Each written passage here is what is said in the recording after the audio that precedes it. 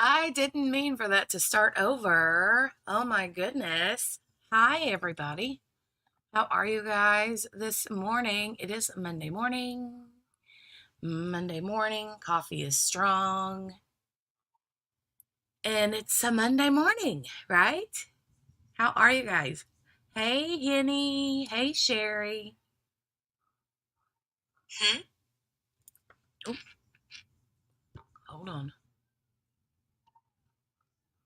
I'm hearing something. What did I just hear? What did I just hear? I thought I heard something. Guess not. Unless it was potentially Sherry saying something. I don't know. Anyway, how are you guys? start hearing things, and I'm like, wait, where's that coming from? Where's that coming from? Where is that? Afternoon for you, honey. Where are you at? If you don't mind saying. If you don't want to say, that's fine too. But good afternoon. Good afternoon. So the stream has not yet started for day 4. We are expecting the state to rest today. Expecting the state to rest today. The Netherlands. Oh, okay. Nice. Wow, that's a treat. That's a treat. Hold on a minute. Doing all the things over here. Sherry, you're good, huh? Good, good, good. Yes, I'm good. I'm feeling much, much better. I can still feel a little bit of like back here, but I'm continuing my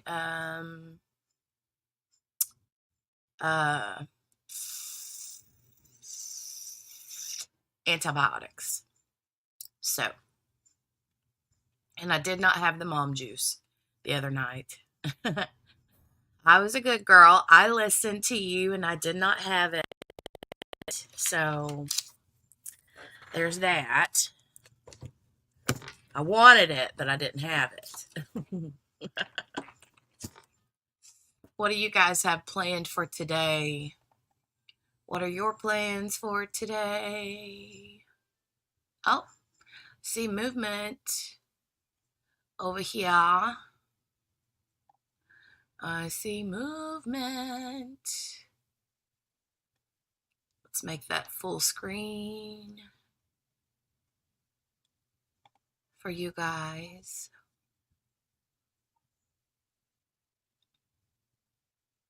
And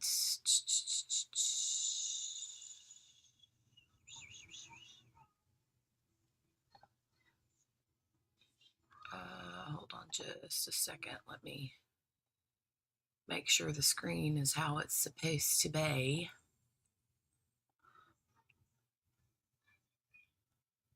Yes, I was being a good girl. I really was. I was being a good girl. All right, push the play button again.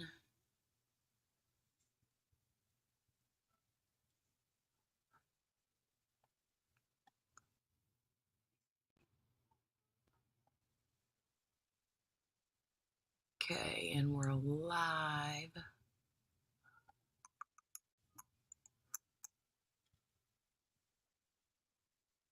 Okay, just waiting on them to start. Henny is about to finish her DP, working on the last section. Nice. Sherry's working on smashing the specials, cleaning house, and doing laundry. Laundry. What kind of special are you working on, Sherry? And what are you working on, Henny?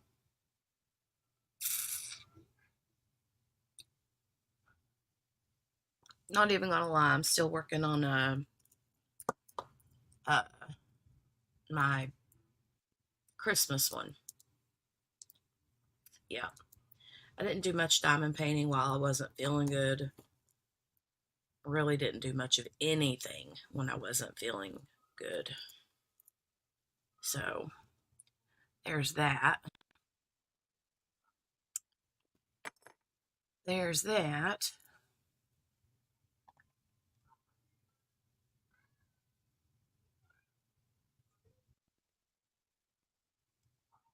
Come on, trial. Let's get going.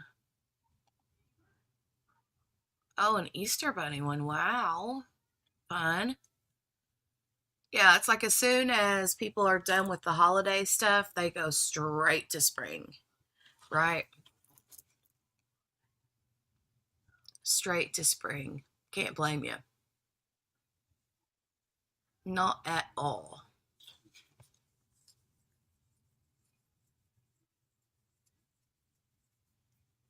Not at all. Um, I finished one. I say I didn't do a lot of diamond painting. I guess I lied. I did finish one, but that was a quick one. So I did a winter scene from Abigail's Advent, the snowman and the flamingo. I did that one, and it's super cute. And that was a really quick workup. Hold on, I gotta fix my curtain. My curtain. We call the clear sheer. The sheer part of it fell over and is blocking my view, so I need to fix that. Hold on a minute.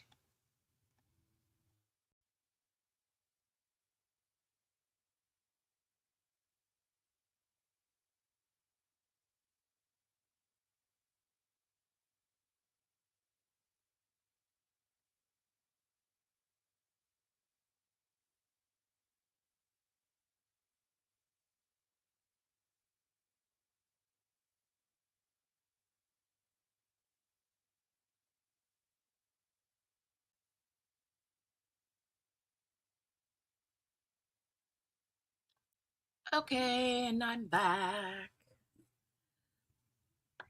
Budget just started a few weeks ago. White and black wolf. Ooh, pretty. Sherry still has some winter and Christmas ones. Yeah, nice. Nice. It's always fun stuff. Fun stuff. We were talking about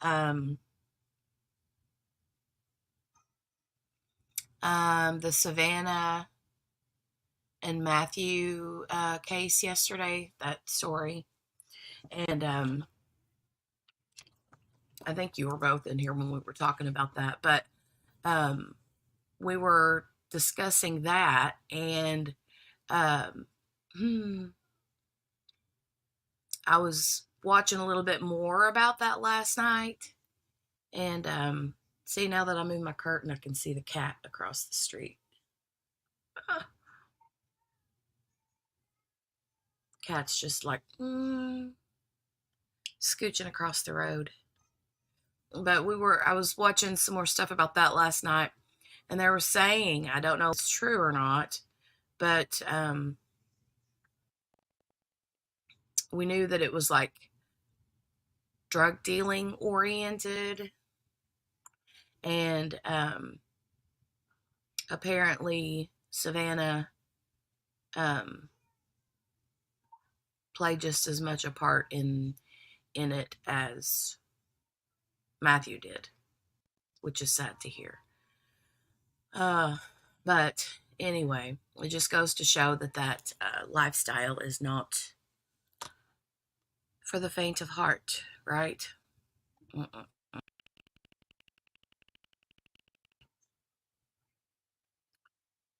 Not for the faint of heart.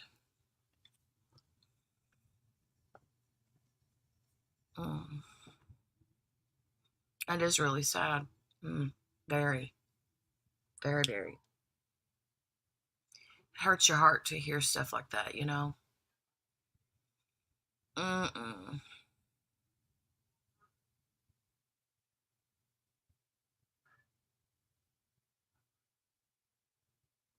I got up this morning and made my coffee, took my medicine.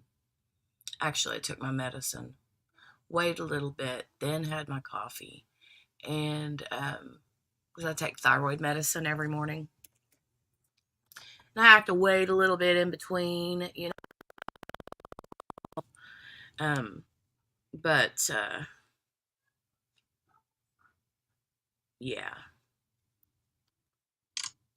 um, did that. Started another load of laundry, and then got the kiddo on the bus. Sat down and made a to-do list for today. Scheduled this live stream. I went to unload the dishwasher, but that didn't happen. I got sidetracked. I got sidetracked unloading the dishwasher, so I'll have to do that in a little bit. But yeah. And that reminds me, I need to set my alarm so I don't. Let me do that real quick, because if not, I will forget. And then I have to set an alarm to remind me to watch for the bus because Eli comes home half days. He only goes to school half days right now, so yeah, I need to set an alarm. I'll set 3 alarms just in case I miss one. Anybody else do that? Whenever you set your alarms, most people use their phones, right? When you use your phones, do you do the whole like 6 a.m., 6:15, 6:20, 6:25, 6:30, 6:35, 6:40, like on and on and on? I do that all the time. I'll, instead of setting just one alarm, it's like check them all off. No, Sherry, nobody else in the house got sick. Knock on wood. Where's some wood? Knock on wood. Nobody else got sick. Nope. Just moi. You do that, Sherry? Yeah. Yeah. I'm bad about that. Because I'm really bad about like not being fully awake when the alarm goes off. And just to get it to shut up, I accidentally hit stop instead of snooze. And so then I'm in trouble because then I don't have any other alarms going off if I only have the one set, right? So yeah, I do that all the time. I'm the worst. The worst.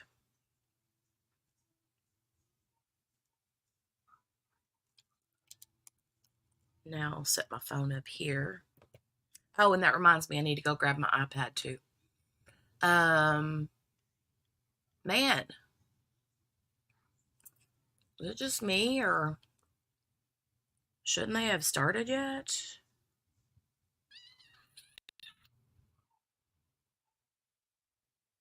Oh, it's still, I'm looking at the screen and it on the actual feed and it's looks just like mine does. So, all right, I'm gonna run and grab my iPad real quick.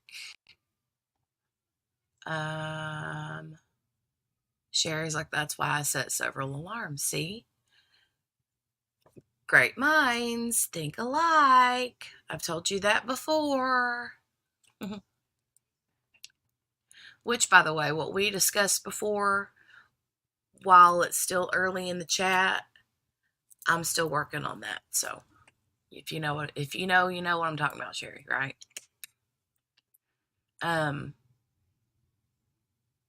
That's certain something I'm supposed to, anyway. All right, I'm gonna run and grab my iPad real quick.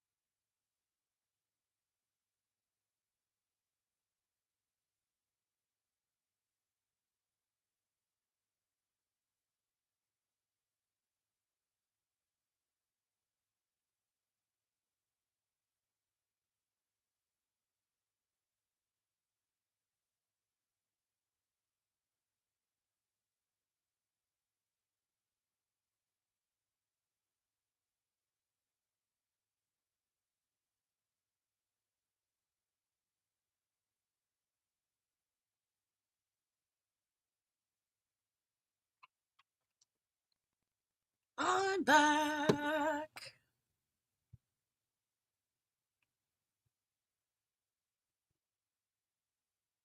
I'm back.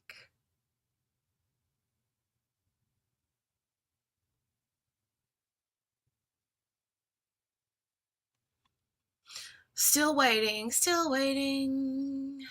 on them to start. Still waiting on them to start.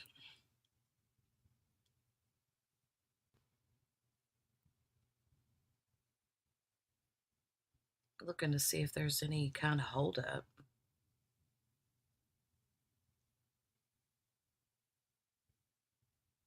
You would think that judge is very much like, don't want you, juror to be 35 minutes late, and yet she's 26 minutes late. So far.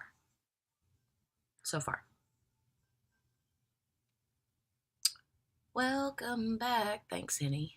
Thank you. Thank you. Yes. You guys had breakfast? Well, Henny says that it is,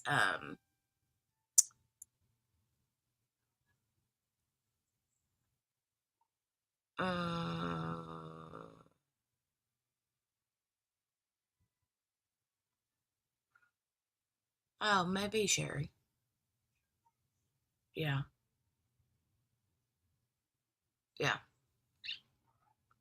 Maybe. Hmm.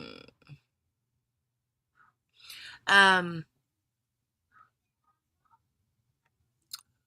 Oh, breakfast. Have you guys had breakfast yet? Speaking of breakfast, where is Lee? I starved to death. Come in here and there is no buffet, no breakfast, no lunch, no dinner, no coffee. I'm gonna have to kick him in the butt. Gonna have to give him a swift kick. I am.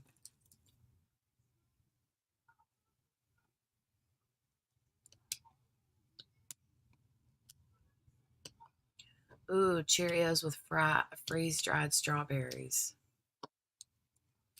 Yum. I'm thinking maybe grits. Some grits. Sounds good. I have like the instant. I have regular real grits too, but I really like while Grace was here, she got hooked on the, like, I think is it Quaker brand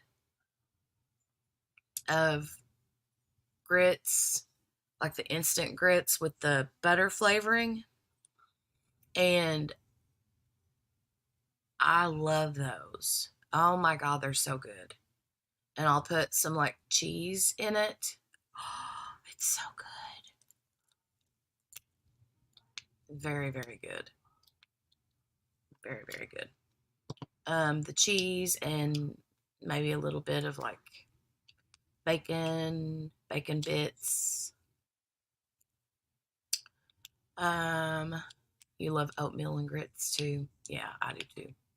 I was never a fan of grits, to be honest, but I feel like the only time I'd ever really had them was like in cafeterias, like at school or like places like that. Um, Wherever they would have like continental breakfasts, like at, I don't know, hospitals or hotels or any place like that, where that's where I would have had them at, because my mom never made them when I was little. Um, and when would have had them, tried them, they would have been plain. That would have been why, because at the time, because we never had them, I would have never known to have put stuff in them. And so I was always like, ew, that's gross, you know. So anyway, yeah. The butter, the butter flavored ones are so good. Yeah, with Henny being from the Netherlands, do you know what grits are? Yum. I hear my furnace. I just heard my furnace kick on. It's so loud. Super duper loud.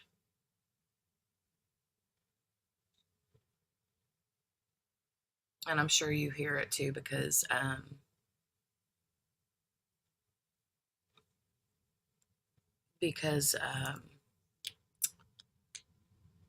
there's no audio going on.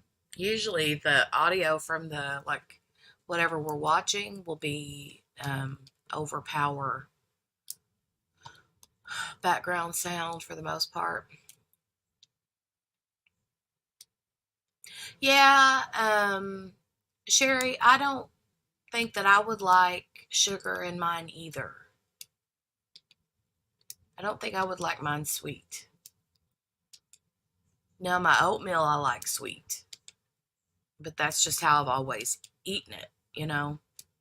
My dad would always put like brown sugar.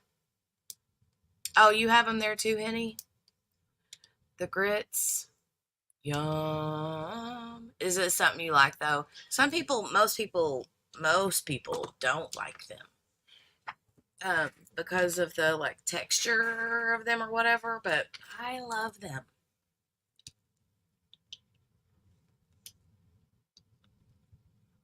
Love, love, love. I made meatloaf for dinner last night. We had meatloaf, mashed potatoes, and I made green beans. But Jolie wanted carrots, so I fixed carrots also. But then she didn't even eat the carrots, so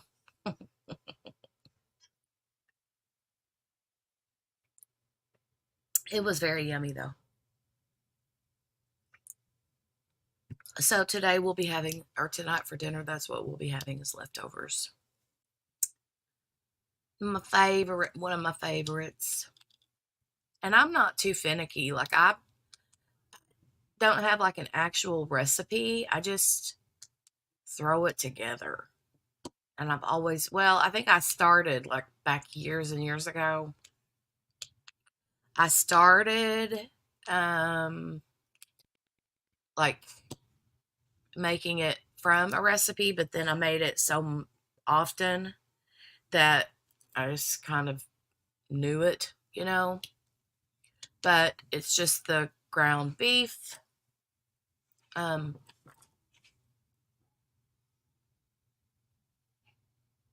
Hold on a second. I'm here. I don't know what she's doing. Hold on.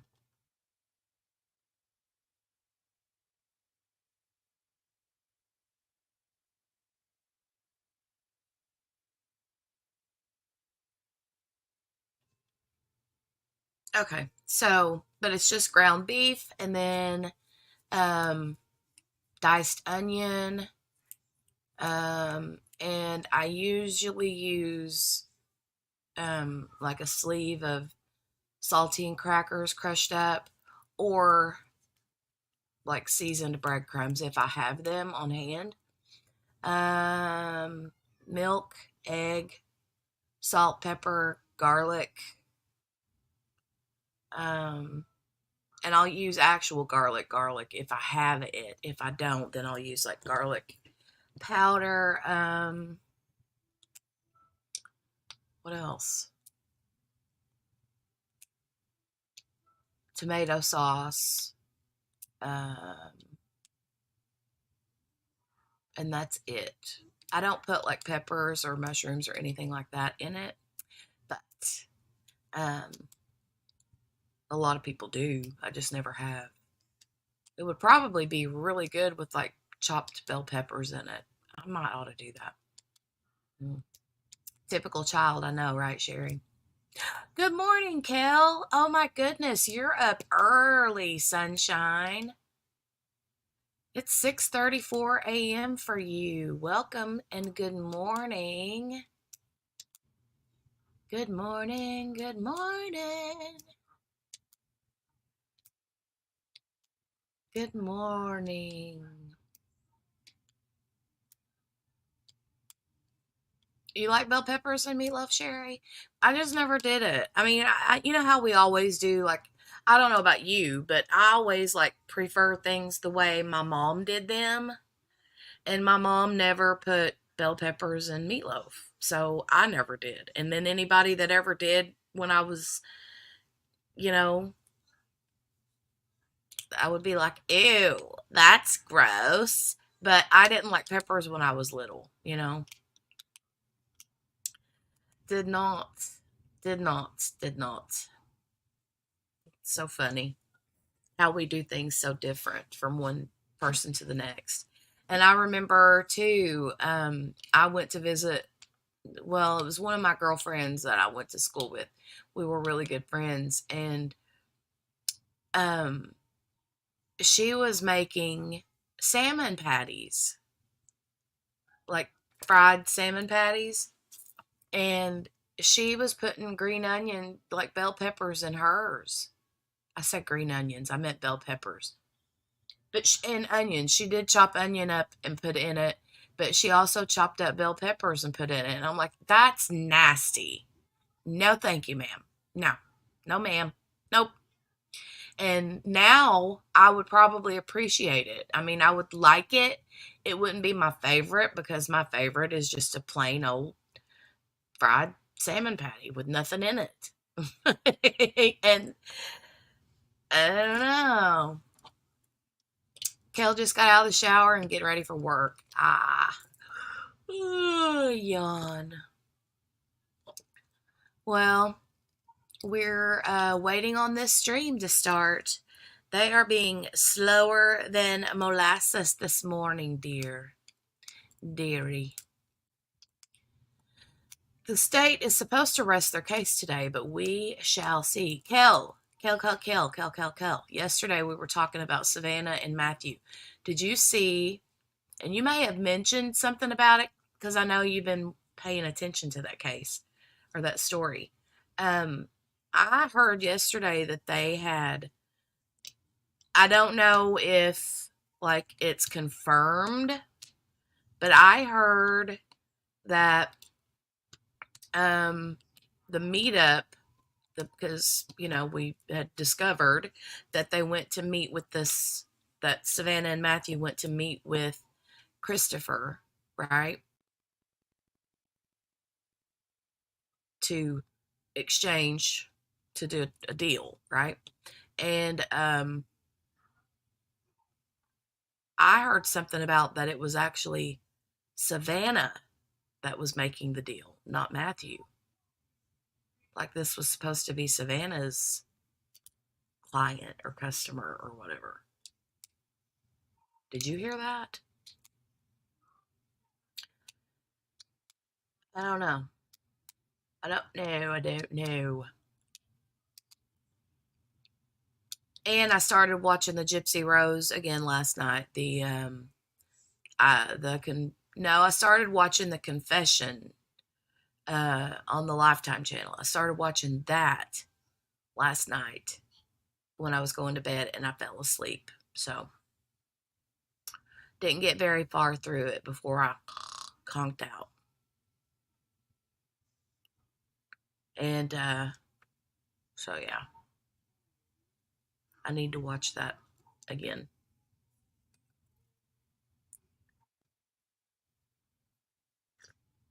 Mm-hmm.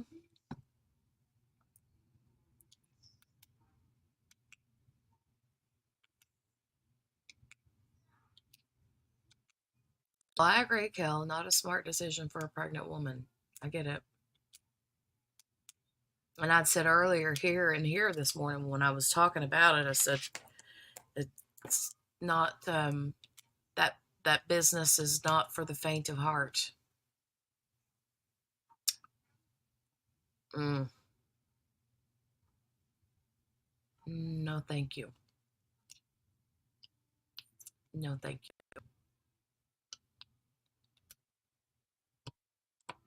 I don't know, Kel. I don't, if they gave that information, maybe, and it may have been, that information may have been in the probable cause affidavit, but I don't, I haven't looked at that close enough. So I need to, I guess maybe need to look to see. I know that they found the gun that was used at Christopher's house, but I don't know if that gun was his or if it belonged to Matthew. Sherry said, I do that, Jenny. Fall asleep trying to watch something before bed. I'm the worst. If I sit down or lay down with the TV on, yeah, I'm done. I'm toast. I didn't used to be that way. Used to, I'd stay up all night watching TV, right? And anymore, nope, nope, nope, nope, nope, nope. If I sit down or lay down and turn the TV on, I'll lay there for a few minutes and then I'm conked.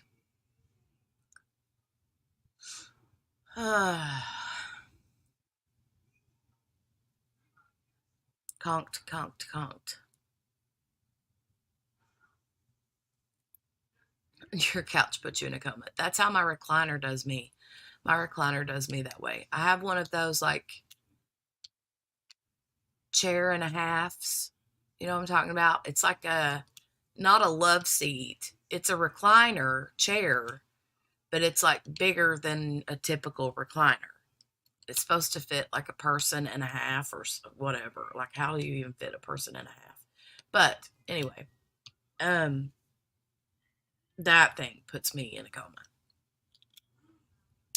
That thing puts me in a coma. And if I have a blanket, Dale knows now that if he sees me in my recliner with my blanket on and I'm kicked back, he knows I'm done. I'm down. I'm out. Done for the count.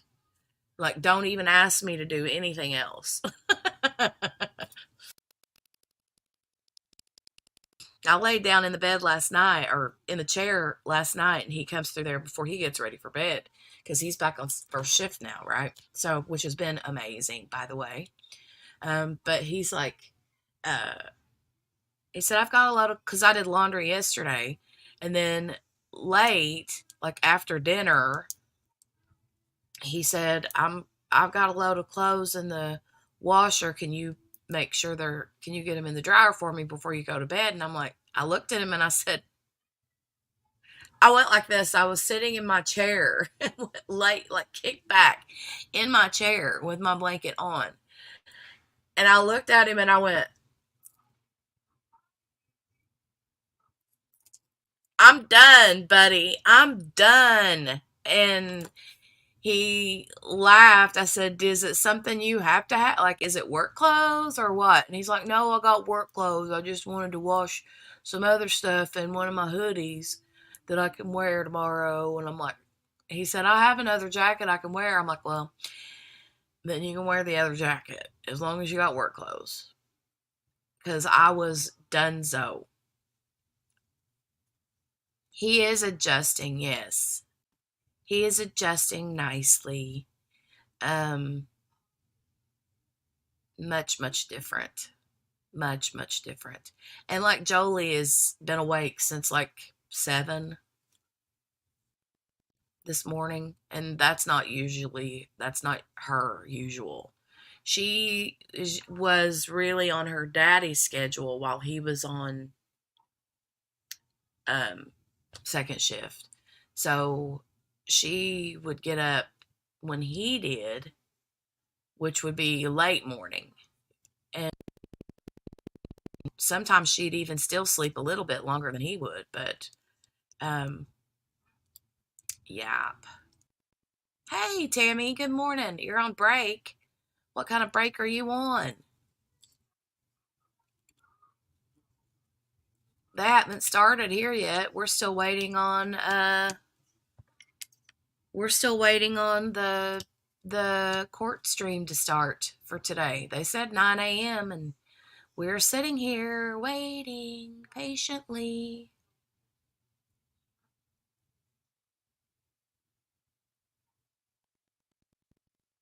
We are waiting patiently. Oh, that's what you meant. Gotcha. Yep. Yep.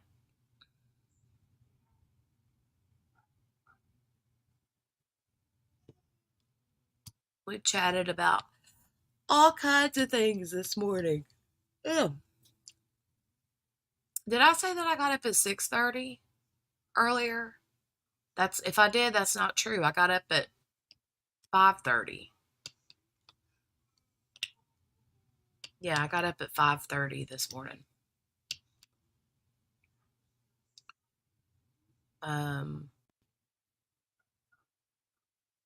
And I went to bed early, like I said. We all went to bed early last night. It was nice. It was very nice. Now, as far as Jolie is concerned, she will, I won't be surprised if she's not conked back out in the next little bit. She'll take her a big nap today.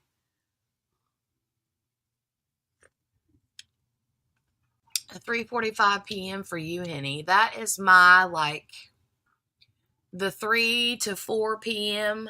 hour is like my super snoozy hour. You know, can you check to see what the delay is? I'm looking. I have the feed on. I don't know what the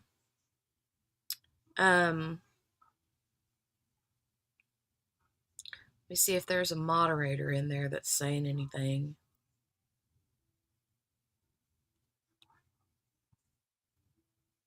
I'm not seeing anything.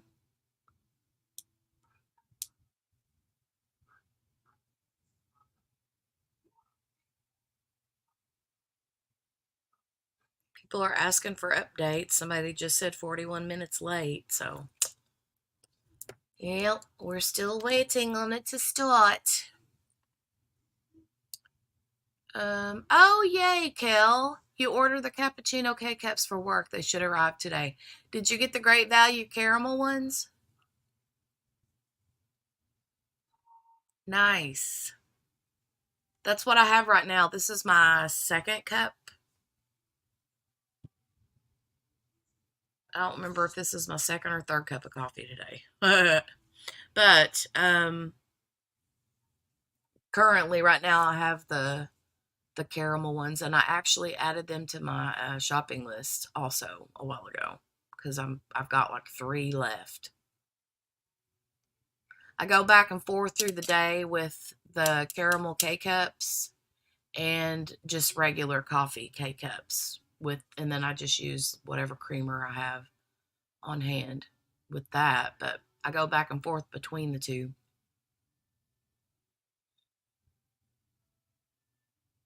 I hope you love them, Kel. They're really good. They're really, really good.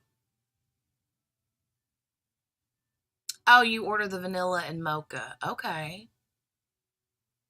I need to try those 2 flavors because the only one I've tried besides the caramel was, hi Nicole, good morning. The only other one I've tried besides caramel was the pumpkin spice that they came out with in the early fall, but you could barely find it. Like I'd go to the store and look and it would always be out of stock. But when I would catch it in stock, I'd get a couple boxes.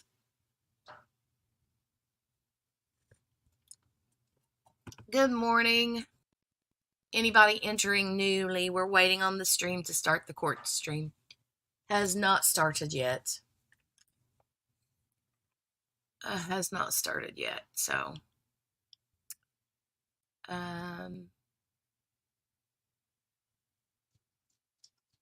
I hear little Miss Feet over here. What, baby? Oh my goodness, hold on, let me fix.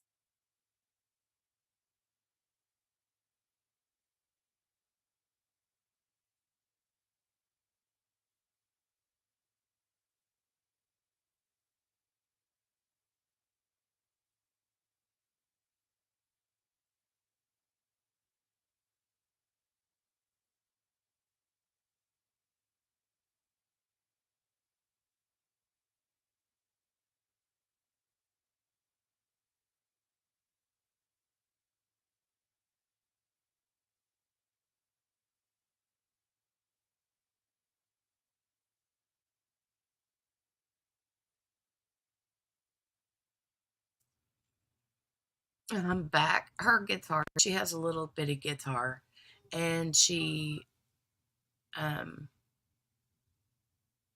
the string got loose on it, and I had to tighten it up for her.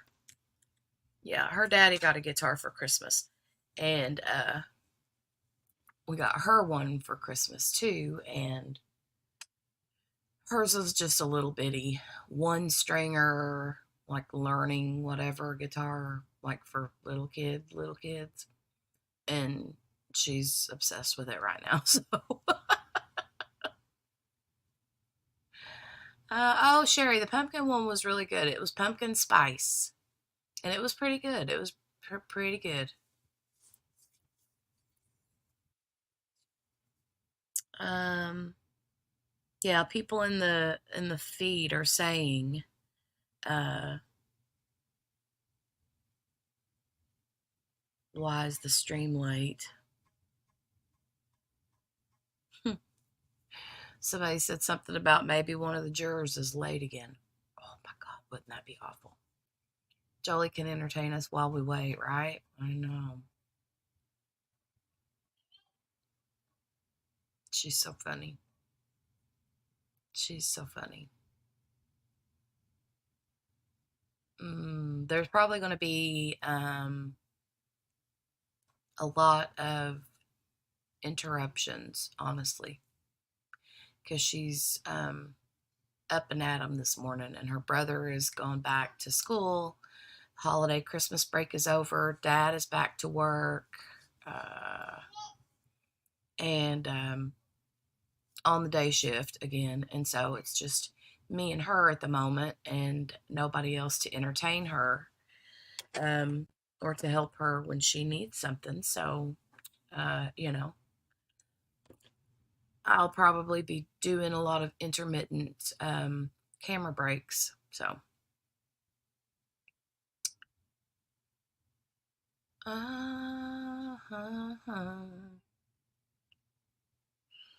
me run over to Twitter real quick and see if I can get any information. I don't know that I will, but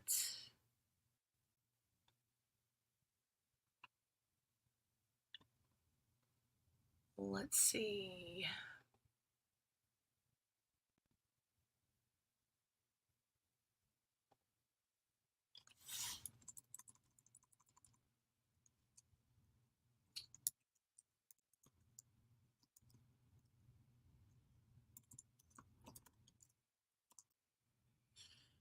Hmm.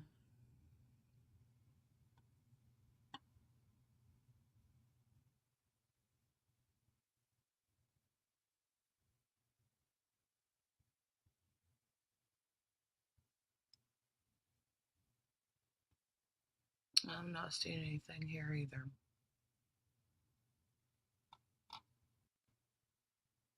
Oh, no, no verdict yet, Joanna. Um, the state hasn't even rested their case yet. That's supposed to be today. Oh, last Thursday, Nicole? Nice. Our kids usually go back earlier in January, but for whatever reason, they didn't go back until today. I am, Joanna. I feel a heck of a lot better. I still feel like I have a little bit of like something, like I still like nasally a little bit, but I feel way better. Way, way better.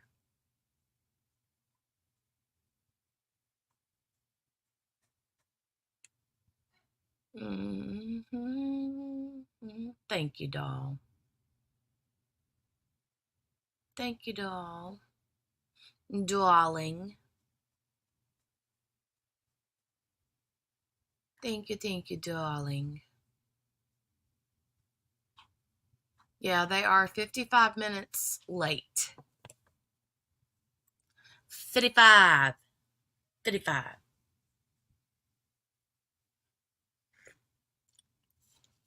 Could be weather too, just giving all of us the crud. Yeah, I don't know. Sherry, I think it was Sherry asked me a while ago.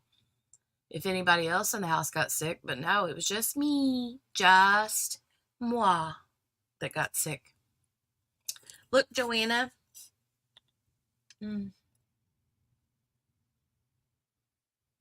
Sweet Joanna gifted me this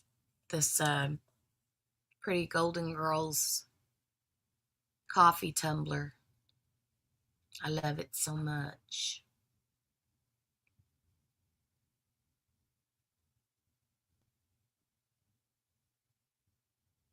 Oh, Joanna, the gypsy thing, I started it last night. And I fell asleep. Honey, I fell asleep. Oh, happy sippy cup.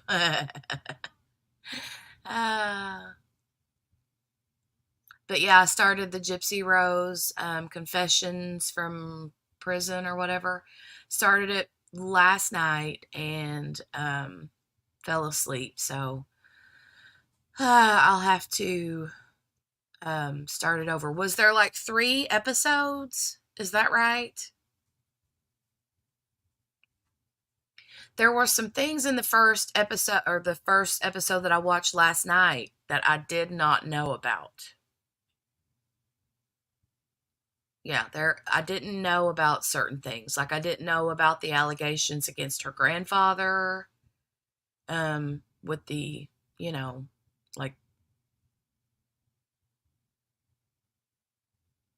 sexual stuff.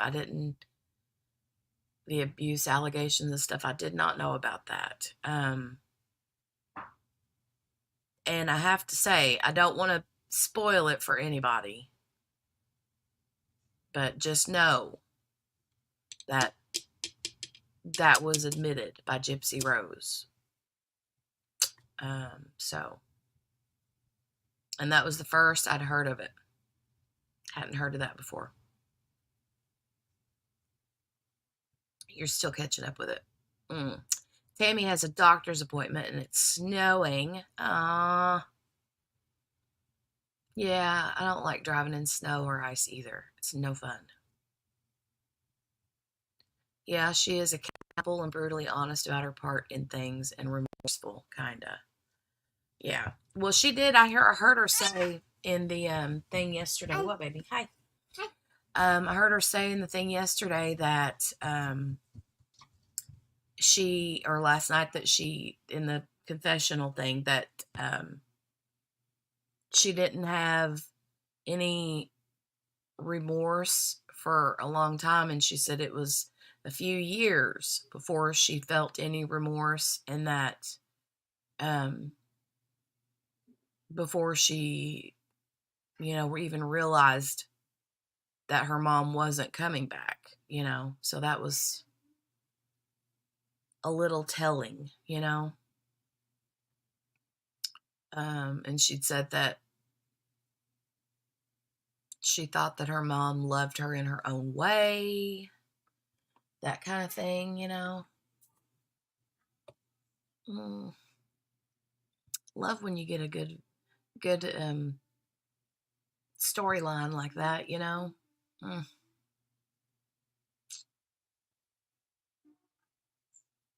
It's not until 10 a.m. Okay. Well, hopefully the snow will be melted or not freezing out, and the roads will be safe to drive on.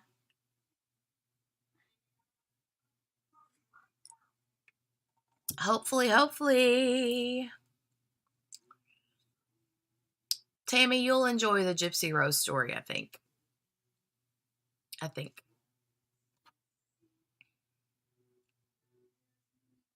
She's making the TV round. She's everywhere. The View, GMA, CNN, Access Hollywood. I hope she uses her story for good and does not self-destruct. Me too. And I hope that she does something with it that is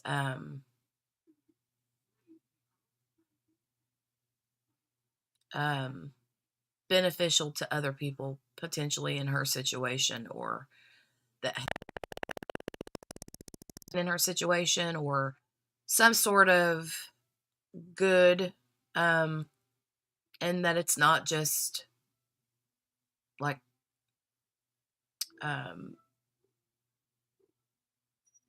like surface level stuff, like wanting to work with like Kim Kardashian or meet Taylor Swift or whatever, you know.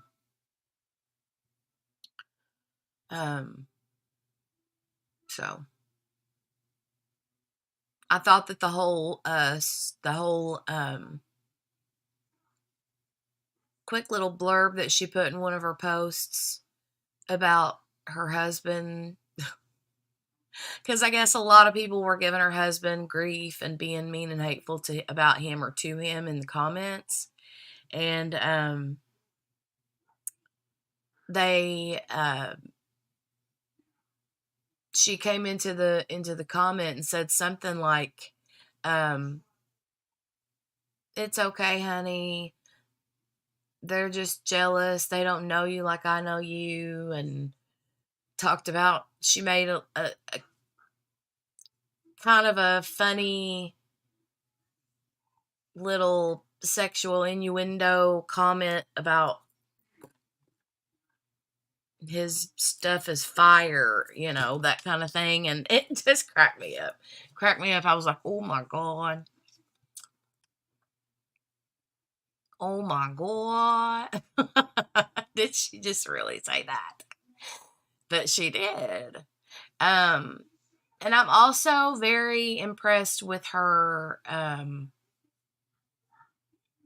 uh I don't know, just her the way she communicates, the way she talks. Yeah. I feel like she's grown up a lot. Not a I feel like she's grown up a lot and became a lot more mature in the last 7+ years, whatever. Um what boring? What's boring? What's boring? Oh, she's because she wants to see it. You guys should watch Hidden True Crime. They did a talk about Gypsy on it. It was interesting. I like that channel. I like that channel, Tammy. And I probably have seen it or bits and parts of it because I follow them.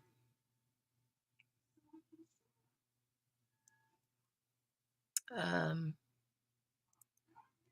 she's a child at heart. This is a lot for a girl. She's 32, but still hasn't had an actual life. I know. I know. I feel like she's severely stunted, you know. But I hope that she does good with it. I mean, I still struggle with the fact that he is spending as much time, or he is spending a life without parole. I know he's the one that committed the act. Um, but I'm struggling with the fact that he's paying for this forever and ever, and she's not. But I know she didn't commit the act. But I just feel like the um, sentence wasn't fair if you look at them like side by side. And I don't know. I just feel a little weird about that. Tammy says I have mixed feelings. Her, I just wondered if they sentence her victim side or the M side. She shouldn't be out. She's very manipulated and she needs that attention. Oh, okay. Episode was on last night. Yeah.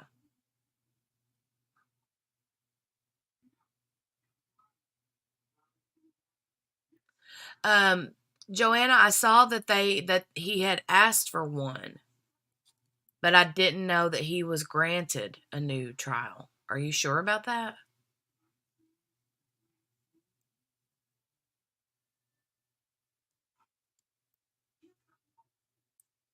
I knew he was asking for one, but I didn't know if they granted an appeal or not. Um, she was raised She was raised to lie about everything. Her mom taught her how to manipulate. And not in a way that, like, I think that Gypsy didn't know it was wrong. I really don't, because she was manipulated and taught, and her mom, like, secluded her away from everybody, except her. So I really feel like, I don't know, I heard someone say, I think it was in that document, that confessionals on the Lifetime series, that may have been her lawyer in her trial, where I think it was him that said that she traded one prison for another, And I'll tell you the saddest part to me, this was sad and this was telling, right?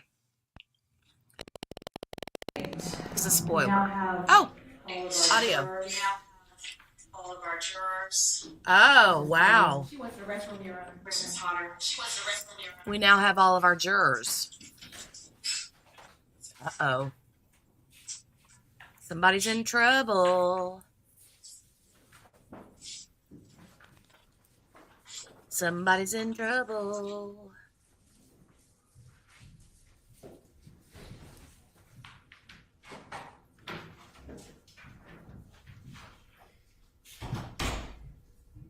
All right, so how do we have all our jurors? Is there anything we need to take up before we bring them in? Aye, aye. Hang on. Okay. I see, Your Honor, we're not able to play. You're not able to do what? It's not displaying, Your Honor. Well, I can do that. There. Oh. That's a bit too soon. Unplug and replug. I just did. Just now? Yes, sir.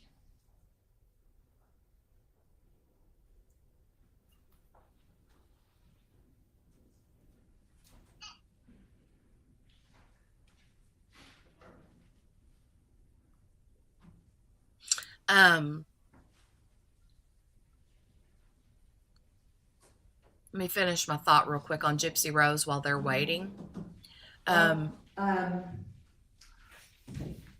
maybe not. We'll see. We can go ahead and get started. We'll get IT here, but. Yes, Your Honor, it's just tender exhibits. I understand, but we'll have to get started. It's already after 10 o'clock. She's mad. She's not happy. Can't say that I blame her. But what I was going to say about Gypsy Rose is that there was one part in that she said last night in that show I was watching, was that her best memory ever was the first day she got to prison. And she said she walked towards a picnic table or something, or was outside or something, and said she's finally free. She said, I'm finally free. I can have friends. I can do what I want to do, as within,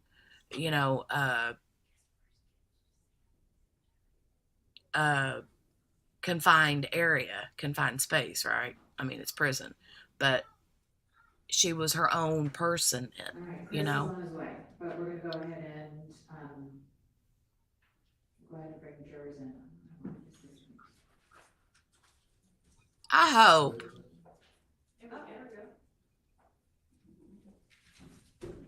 That all you have to do is call IT, and it automatically sends something out to the sky to.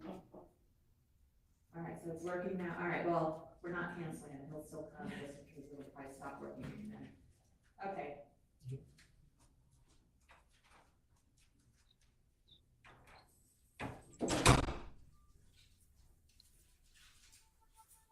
I think that the judge is going to give this jury the what for, and I hope she does. in front of God and everybody. That's what I hope. Ay, ay, ay. Wonder if they've had bad weather. Everyone said on different lives they were having bad weather today. Oh, well, they're in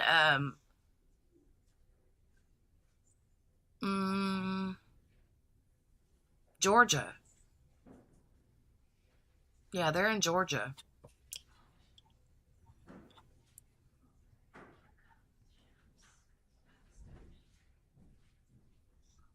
Well, I mean, the judges at her bench, Joanna, so they're waiting on the jury to come in. They're waiting on IT to come fix an issue. Jurors are entering. She's probably getting ready to rip them a new anal hole.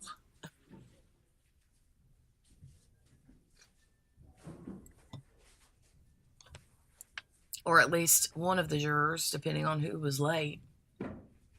Yeah, one of them was late yesterday.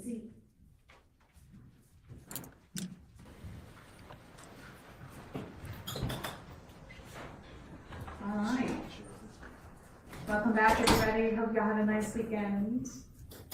And we are ready to proceed. All right, Nate, call your next witness. You're on a state call investigator. Seriously. Okay. Seriously.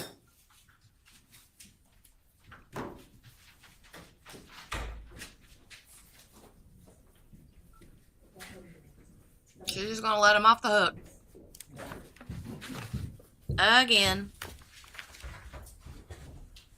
Raise your right hand. Well, Swear but or affirm the testimony to the court to be the truth, the whole truth, nothing but the truth, so help you God. Yes, sir.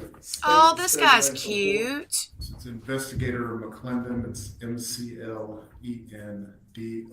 This guy's a cutie. Look Good at his morning, hair. Commissioner McClendon. Morning. Where are you employed, sir?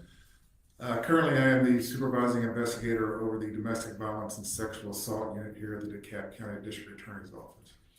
And And how by long have you yesterday- been employed with the DeKalb County District? Yesterday, she said yesterday. Oh, I I said have two yesterday, and stints. she said yesterday because One starting in May of Um, 2017 to September of 2018. I went live yesterday and we caught up on the trial. So now we're in real time. 2020 up until now. And they were late yesterday when we were catching up. It was And, really Friday. Prior to serving as the supervising investigator of the domestic violence sexual assault unit, what unit were you assigned to?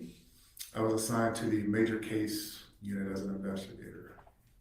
And the major case unit, what type of cases do they deal with? It's mostly homicides, and then we would do the complex armed robberies and gang cases. And prior to, you kind of explained to the jury, serving as an investigator for a major felony, you were at the police department. What police department were you working for? The DeKalb County Police Department. And when you were, your last stint at the DeKalb County Police Department, what was your rank? I was sergeant over the homicide unit. I want to speak with you in reference to your work in 2022 with the major case unit. Can you please inform the jury what was your duties as a homicide as an investigator in our major felony unit? Yes, when a jurisdiction within DeKalb County would make an arrest on a homicide, that case file would come to our unit. I would review the file for charging decisions with the assistant district attorneys and finalize any investigative leads that needed to be followed up on. At some point while you were working with major felony, were you all also investigating cold cases? I did, yes. And can you explain to the jury some of the difficulties that you kind of had to deal with when investigating the cold cases here in DeKalb? Well, this case was the first cold case that I believe that I investigated. There's been several after the fact, but the typical is, especially the older the case is, your witnesses, sometimes they're deceased, being able to locate records going back several and many years. Sometimes evidence is lost, sometimes evidence is destroyed, and things like that. I want to now speak with you in reference to this case that we're discussing here today. How did we become involved, or how did the district attorney's office become involved in this case? Yes, the tip that went into NCMEC, the National Center of Exploited and Missing Children, came to our office. And do you know who our office received that tip from? The tip was reported to NCMEC by Ava. And once the district attorney's office received the information or the tip from Ava, can you tell the jury, then what did the district attorney's office do? When it came in, from my understanding, it went to our SACI unit, which handles cold case sexual assault cases.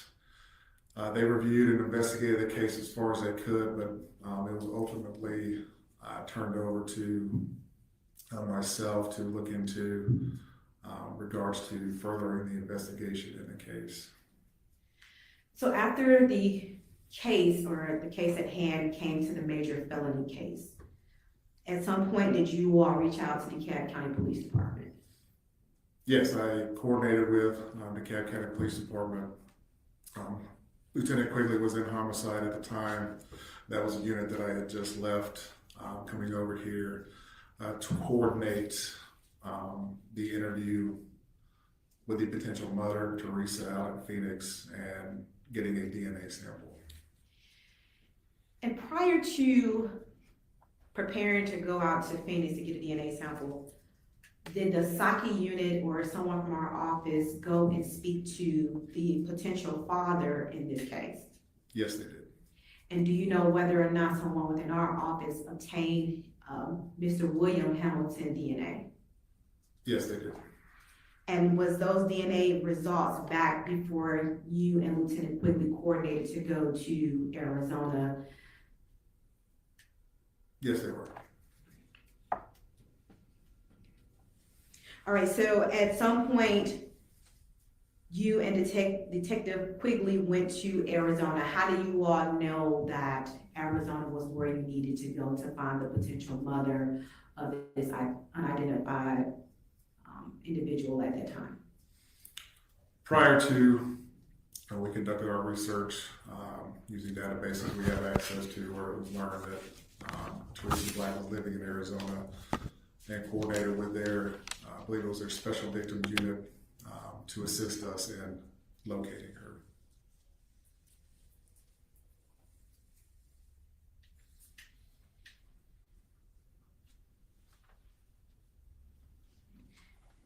So you and Detective Quigley flew to Arizona. Did you all speak with the respective agencies in Arizona and coordinated with them to pick up Teresa and bring her to the police station? Yes, we did. And Teresa was brought to the police station based off the policies and procedures that Arizona Police Department had in place, or Phoenix Police Department has in place. Yes, sir. Prior to speaking with Teresa, at some point did you or Detective Quigley secure a search warrant to obtain DNA from Teresa Black? Yes, we coordinated with a detective from the Phoenix Police Department who secured that warrant on our behalf.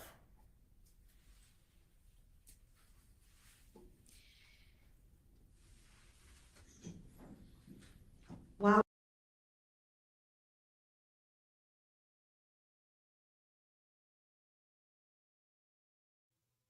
Sorry, guys. Hold on.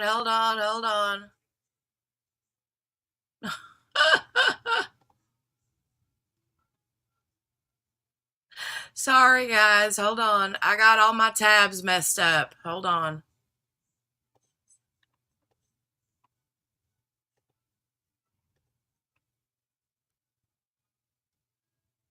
You're talking about two strangers coming from another state, coming to talk to somebody. That's what our effort is try to get them comfortable, get them understanding to where they will open up and where they will speak with us. And is that kind of the interview tactic that you and Lieutenant Quigley used when you all interviewed Teresa Black? Yes, sir.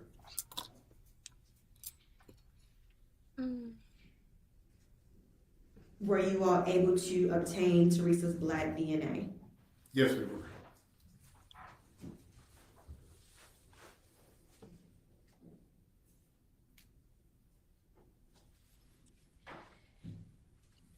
after you all obtained, well, let me ask you this, when did you all go to Arizona to obtain DNA from Teresa Black? I believe we flew in on February 14th, and our interview was on February the 15th, Was that in 2022? 2022, yes, ma'am. Did your investigation end after you obtained the DNA, after you obtained Teresa Black DNA? No, it did not.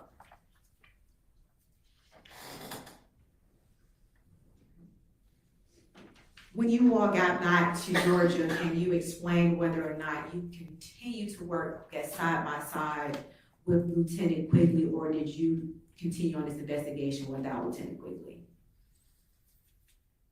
After we got back from Arizona, I basically took over that part of the investigation. At some point, did you begin to review the file and track down any witnesses, or begin to track down any witnesses? Yes, it did. I want to speak with you in reference to Mr. Price and Mr. Carter, the two individuals that discovered the body of William Hamilton. Do you know their whereabouts today? They are both deceased.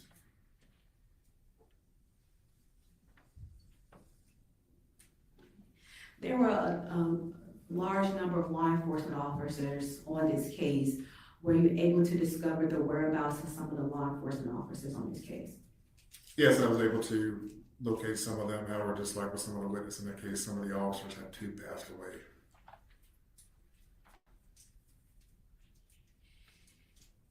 During your investigation, did you learn whether or not Teresa obtained any type of identification from the state of Georgia? Yes, she has had a Georgia identification card issued to her back in 1999.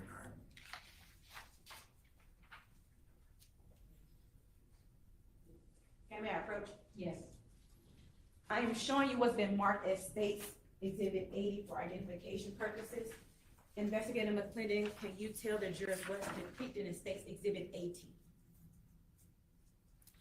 Yes, this is a printout of the identification card for Teresa Black from 1999. Is this a fair and accurate depiction of Teresa Ann Bailey's, also known as Teresa Black identification card? It's a fair and accurate depiction. Yes, it is. Your Honor, at this time, the state will tend to what's been marked as States Exhibit 80. 80? Yes, ma'am. Any objection? No objection. It'll be admitted.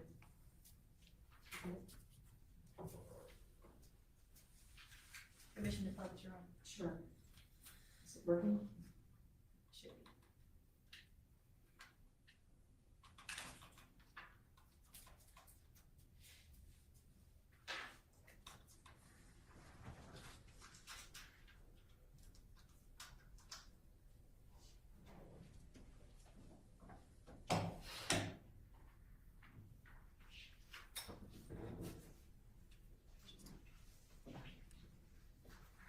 Investigator McClendon, I don't know if you're able to see that, so I'm gonna show you States Exhibit 80.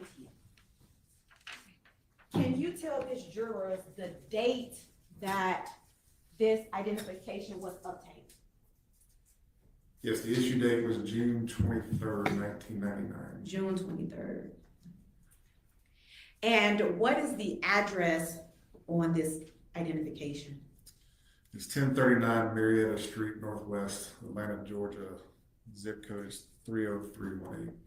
And what was significant about this address that you discovered during your investigation? When doing research on that address, it was determined that they used to be the Atlanta Women's Day Shelter. And during your investigation, did you come to learn how individuals are able to use the address for the Atlanta Women's Day Shelter?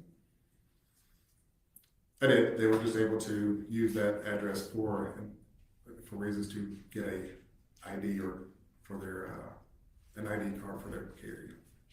And is the Atlanta Women's Day Shelter still located at this address? No, it is not. What's currently in its place? Currently, it's a residential, I believe, like an apartment complex or a condominium. And did you attempt to reach out to the Atlanta Women's Day Shelter to see if they had any records in regards to Miss Teresa Ann Bailey staying at that Women's Day shelter? Yes, I attempted, but was advised that no records existed, dating back that long, and that they were, under Georgia law, they were only required to keep records back dating back 7 years. You were not able to obtain any records. No.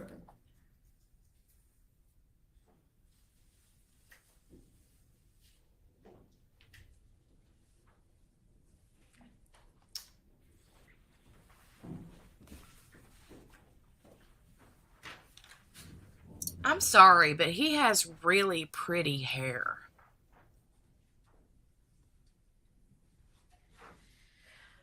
I want to speak with you about William DaShawn Hamilton. Once we were able to obtain potential identification of the body found in the woods near Clifton Springs and Clifton Church Road, were you able to attain a certificate of birth on William DaShawn Hamilton? Yes, there was.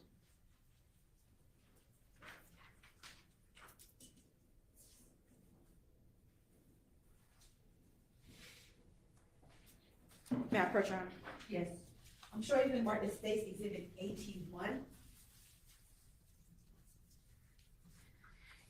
Please advise the jury what's depicted in State's Exhibit 81. It is the, excuse me, certificate of birth for William DaShawn Hamilton with the parents of William Harris Hamilton and Teresa Ann Bailey. Your Honor, at this time, the state would like to tender a certified copy of the birth certificate of William DaShawn Hamilton in State's Exhibit 81. Any objection? No objection. Submitted. All right. What is Joanna. Mr. Hamilton's date of birth? William DaShawn Hamilton's date of birth is June 23rd, 1992. And I'm sorry, what was the date on He's big boned. the identification that Teresa Ann Bailey at the time got in Georgia? June 23rd, 1999. At the time that William Hamilton was born, what was the age of Teresa Ann Bailey? She was 15. and what was the age of William Harris Hamilton? It's 18. And do you recall Teresa Ann Bailey's, also known as Teresa Black, date of birth? 6/11/1977. I don't think he looks overweight. I mean, maybe a smidge, but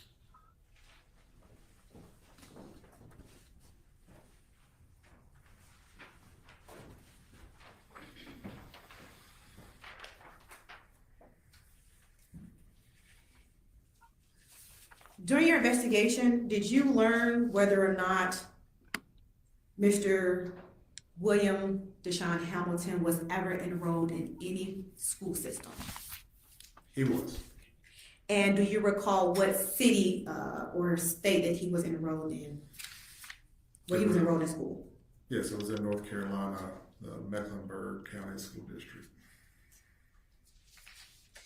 Did you attempt to obtain his school records? Yes, our office received his records.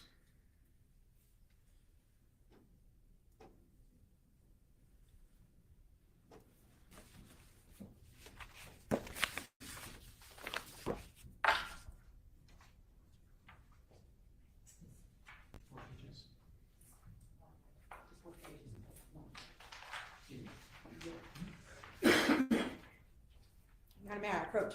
Yes. maybe it's the camera. It puts 50 pounds on everybody. What's been marked as State's Exhibit 82 for identification purposes? Can you explain to the jury what's depicted in State's Exhibit 82? I mean, he looks, Yes, it's the school records our office received for William DaShawn Hamilton from Smithfield Elementary School. he doesn't look obese to me, is what I'm trying to say. He looks like a big grizzly man Yes. Your Honor, time states. with a baby face Wishes to tender State's Exhibit 82. I And pretty believe hair. This is one of the and a pretty beard. stipulations that I don't know. State and defense agreed to as to his authenticity. Any objection? No objection, we stipulated. All right, they're admitted without objection. Uh-oh, Tammy. I hope it's not whatever I Alright, so, have or had. I'll show you, let's talk about the records. It has on here that William DaShawn Hamilton attended Smith Elementary School. Do you see the contact person for Mr. William DaShawn Hamilton? Yes, under the student information section.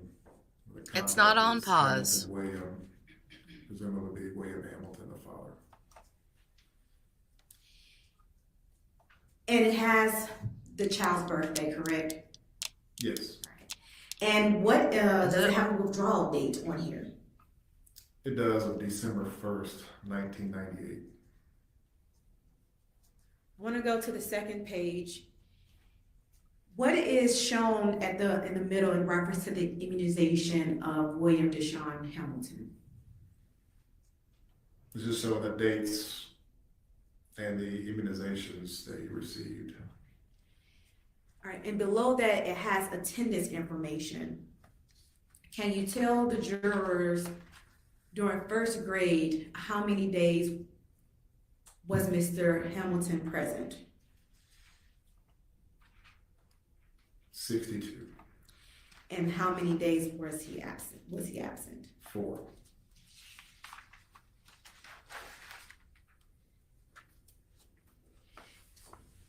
Did you attempt to locate any kind of school records here in Georgia? I don't recall doing so.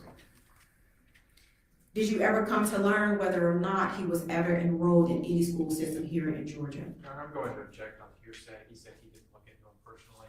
Any other knowledge of the hearsay? Response? Your Honor, I don't think it's hearsay. I think it's gonna be,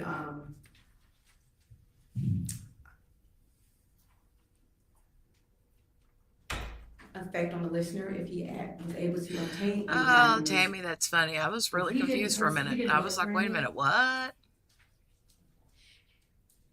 Yes, and also defense, she also stated herself, so it's gonna be a statement as a party opponent that he was never enrolled in school. All right, were you able to identify any records In the state of Georgia. in Georgia? I was not there. Okay.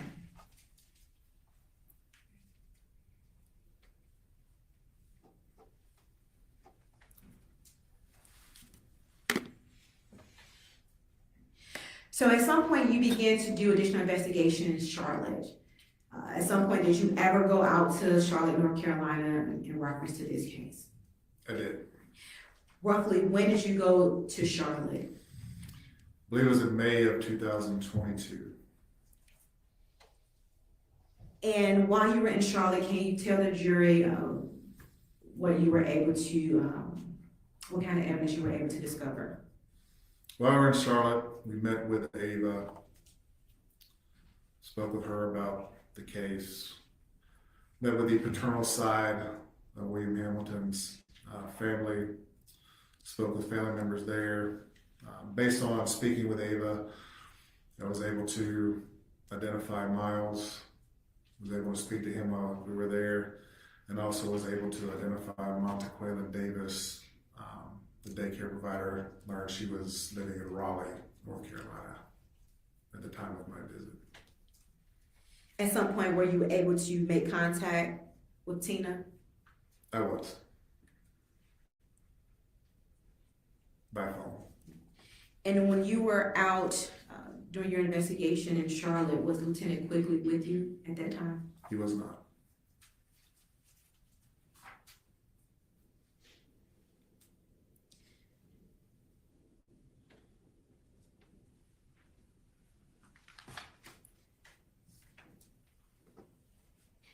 While you were also in Charlotte, did you learn of any type of communication between anyone on the paternal side of the family with Teresa? Yes, I learned that Wanda and Teresa communicated through Facebook.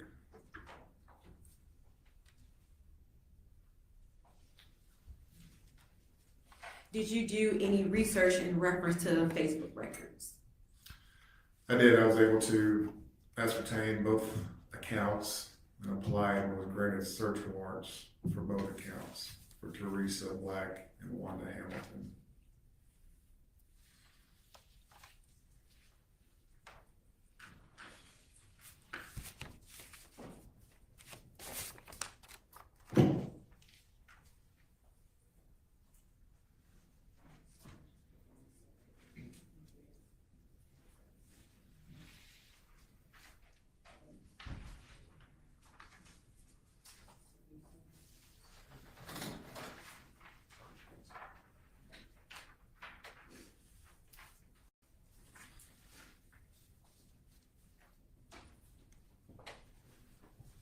Oh, good morning, Dawn. Good morning. Hey, Breeze. Breeze Biggs is here. How are you? Happy New Year. Welcome, welcome. Good to see you back. Hope you're doing well. State's Exhibit 83 is a certificate of authenticity from Facebook for Wanda Hamilton's account, and State's Exhibit 84 is a screenshot of a conversation from Wanda Hamilton's account. We want to show you the marked as State's Exhibit 85 and State's Exhibit 86 for identification purposes. Can you please tell the jury what's depicted in those exhibits? Yes, 85 is the certificate of authenticity from Facebook regarding Teresa Black's Facebook account, and 86 is a screenshot from Teresa Black's, or a screenshot of the conversation from Teresa Black's account. Your Honor, at the time the state would wish to tender State's Exhibit 83 through 86, 83, go ahead, 83 through 86. Any objection? No objection. For a minute.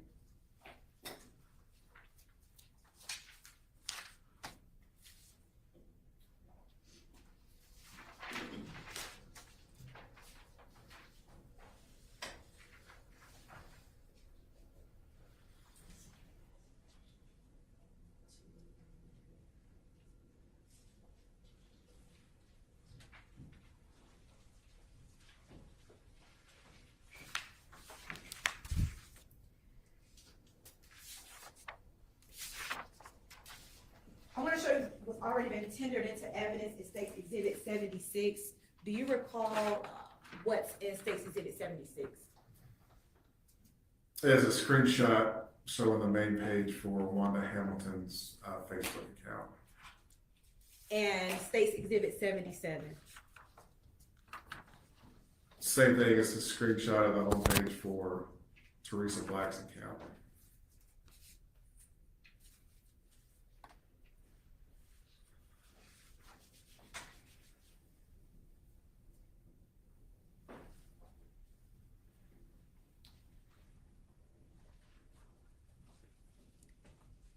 So were these, the Facebook records that you were able to obtain was based off these two profiles, Wanda Hamilton Houston? Is that correct? Yes, ma'am. And the other profile was labeled what name? Teresa Black.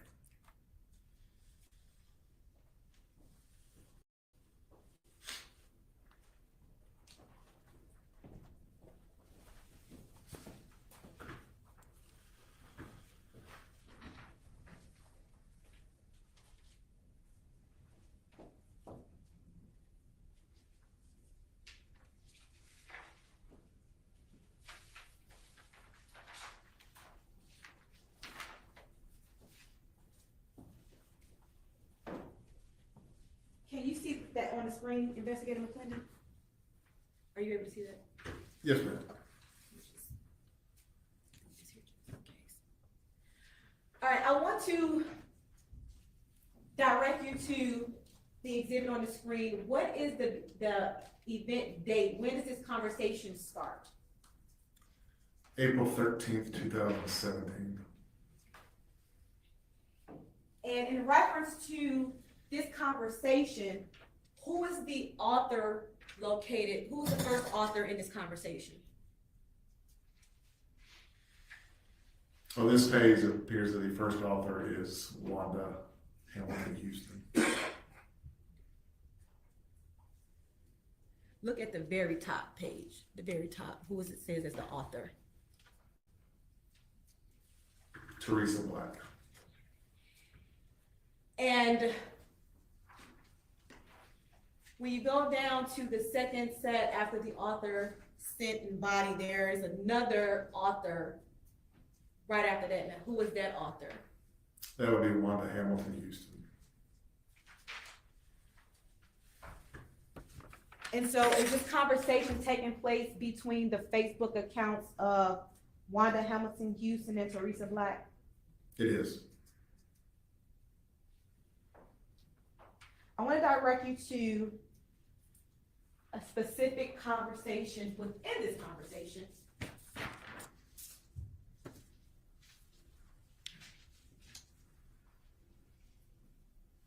I want to go down to 1, 2, 3, 4, 5. The fifth paragraph where Wanda Hamilton Houston is the author. Can you read to the jury what's in the body? She writes, "Thank you, she beautiful. So how my nephew doing? I would love to see you all." And then what was the response in a subsequent paragraph where the author is Teresa Black?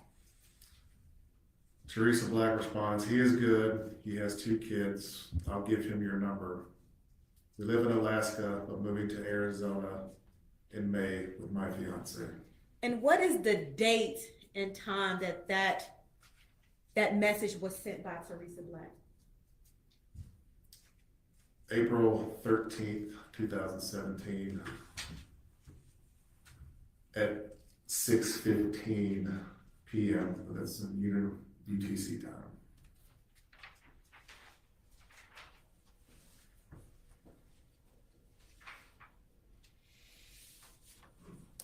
And in State's Exhibit 84, which is from Wanda Hamilton's account, is that the exact same conversation depicted that we just read pertaining to Teresa Black's account? It is.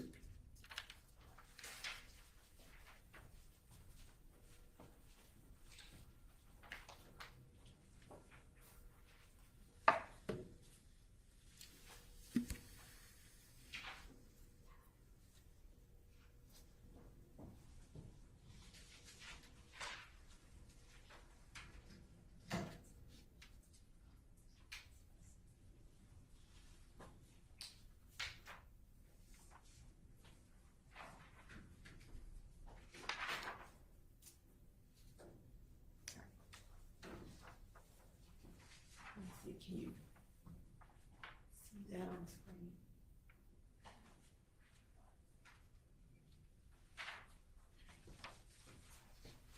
I want to now direct you further down within the same conversation. Can you read the paragraph that starts with "Congrats on your engagement"? So this is from from Wanda Hamilton's. "Congrats on your engagement. I am so happy for you and I would love to hear from my nephew. And you, do William, have a Facebook page?" And what was Teresa Black's response? There's no response on this page.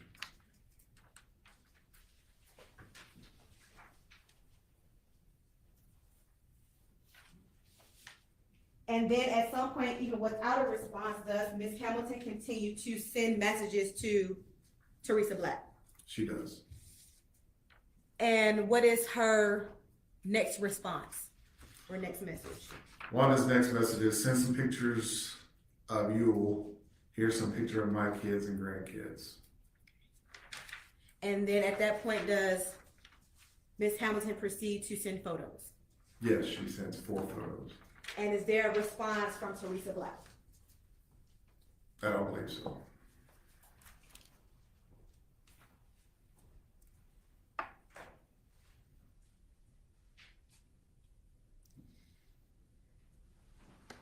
While also in North Carolina, did you attempt to obtain any records from DFACS in reference to William DaShawn Hamilton? Yes, it wasn't while I was in North Carolina, but through the investigation, I did attempt to obtain defects records through Mecklenburg County, North Carolina, and here in DeKalb County, Georgia, and learned that there were no records dating back to that time frame.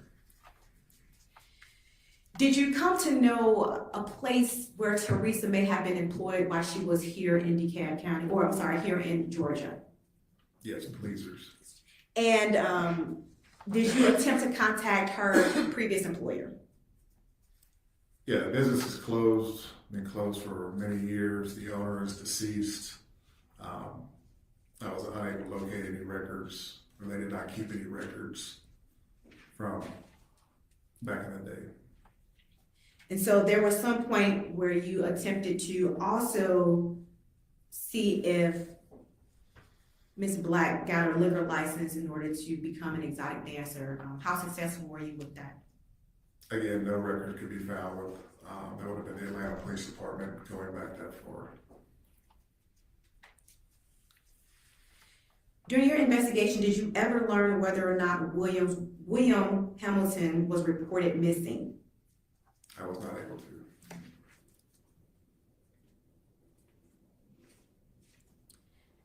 And so during this investigation, at some point in time, was a tip line created by the district attorney's office in reference to this case? Yes, we did, which led to Gary Harris and the Teresa Black calling in and leaving messages. And were they subsequently interviewed after obtaining their messages from the tip line? Yes, they were. How was this tip line disseminated to the public? It was through local news broadcasts and through social media. During your investigation, did you come to know or come to learn any information in reference to Teresa Black's parents? Yes, her father was Leroy Clyburn and her mother was Willie Clyburn. And what did you come to learn about their whereabouts? And both are deceased. I want to speak with you about her mother first, Willie Claiborne. Do you recall when she passed away? I believe it was in November of 1999. The exact date I can't recall. 1999? 1995. Right. And approximately how old was she at the time she passed away? I believe she was 48. And did you come to learn the whereabouts of Leroy Claiborne? Wow, that's an early He is also age. deceased. And do you 48 years recall old? approximately when he passed away? I believe that was in 2007. Do you know how old was Leroy Claiborne at the time Teresa moved to Atlanta? I believe he was 54, around there.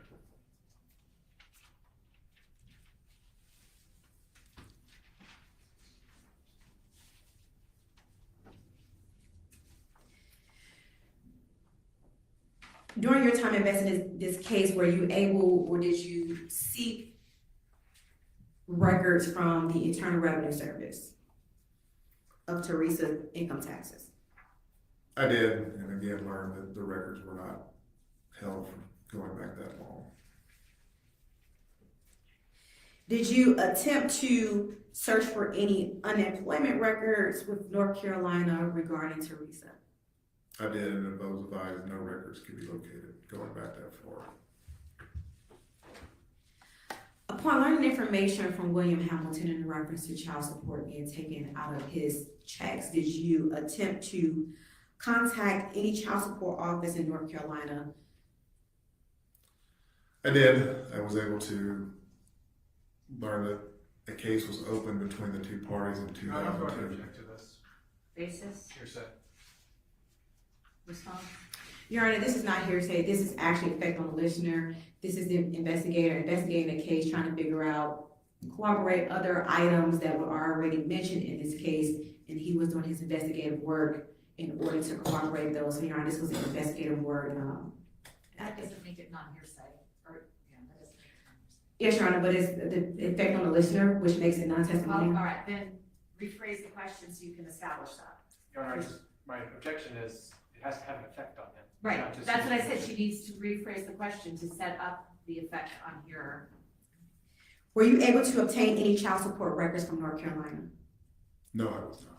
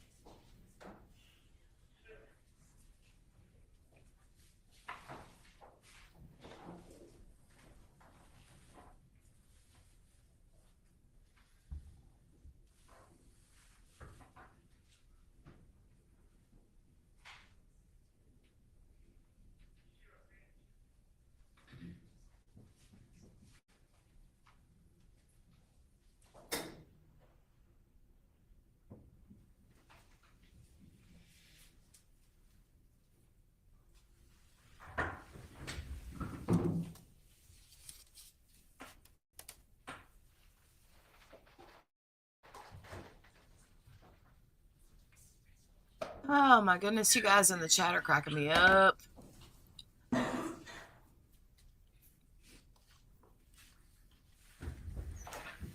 I'm showing you investigative McClendon what's been marked as State's Exhibit 82 and has already been tendered into evidence. I was going to say that want Facebook to thread point was out a to you- mess. Couple of locations. First off, have you ever had an opportunity to review this exhibit? Yes, I have.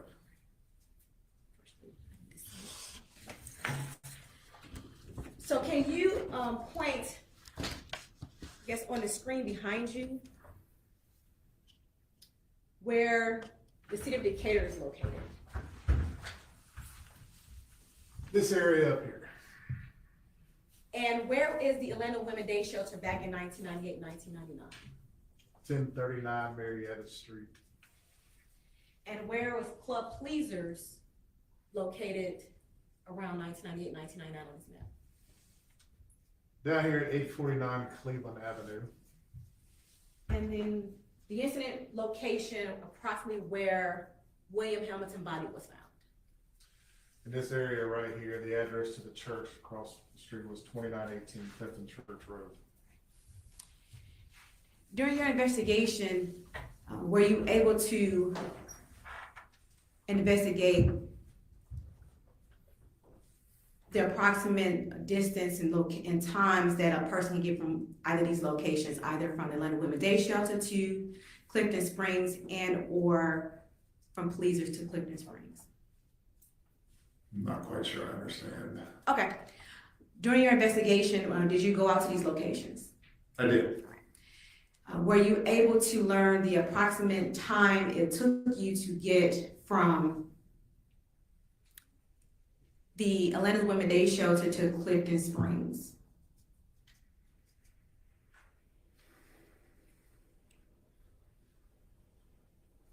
By car, I believe it was around 30 minutes, 30 to 40 minutes. And at some point, did you learn the approximate time it took you to get from Pleasers to Clifton Springs? By car, I believe it was around 20 minutes, 15, 20 minutes.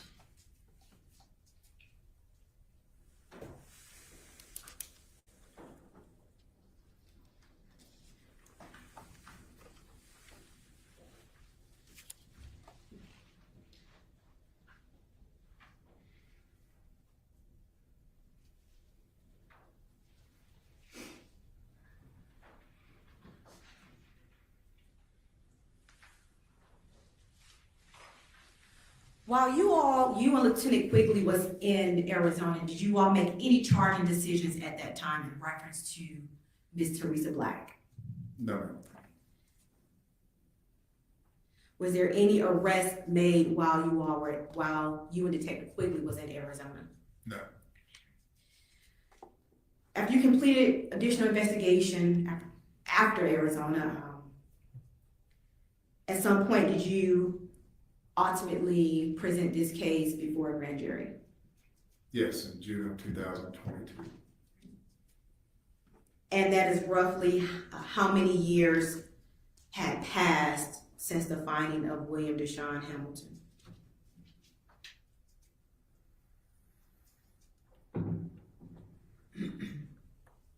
A little over 23.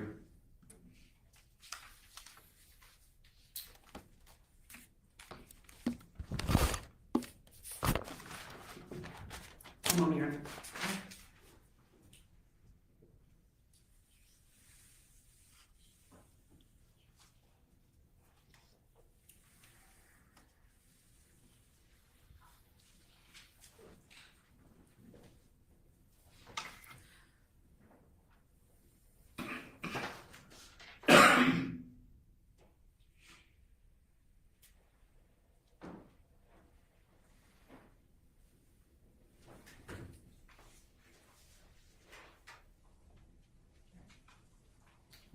Investigator McClendon, at the crime scene, there was a can located right under the leg of William DaShawn Hamilton. This has already been tendered in as State's Exhibit 23. Ultimately, was this can retrieved and taken in for testing to the GBI? Yes, it was taken in, but I don't believe it was sent to the GBI because it was a private lab. Sent to a private lab. And what was the purpose of sending this can to the private lab? To test the inside of it for any known drugs or narcotics.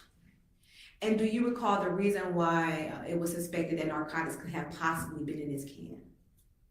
Based on the toxicology report for William Hamilton. And was there any illicit drugs found within this can? No.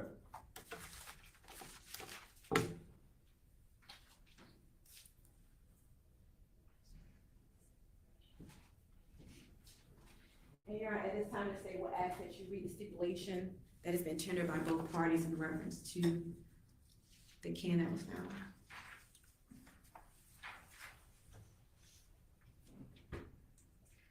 All right, again, ladies and gentlemen, a stipulation is a fact that both parties have agreed to, and it is considered as evidence. Hey, just good like morning, the fact Gail. that Good the morning. Good first, morning. as if someone had testified to this fact. Stipulation number 2, an aluminum can labeled "very fine fruit punch" recovered near the child's remains was submitted to NMS Labs on April 12, 2022 for toxicological screening. The testing did not identify the presence of any known substances. No additional question, Your Honor. All right, cross.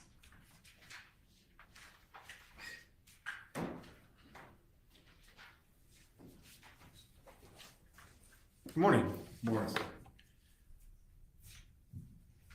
I'd like to start,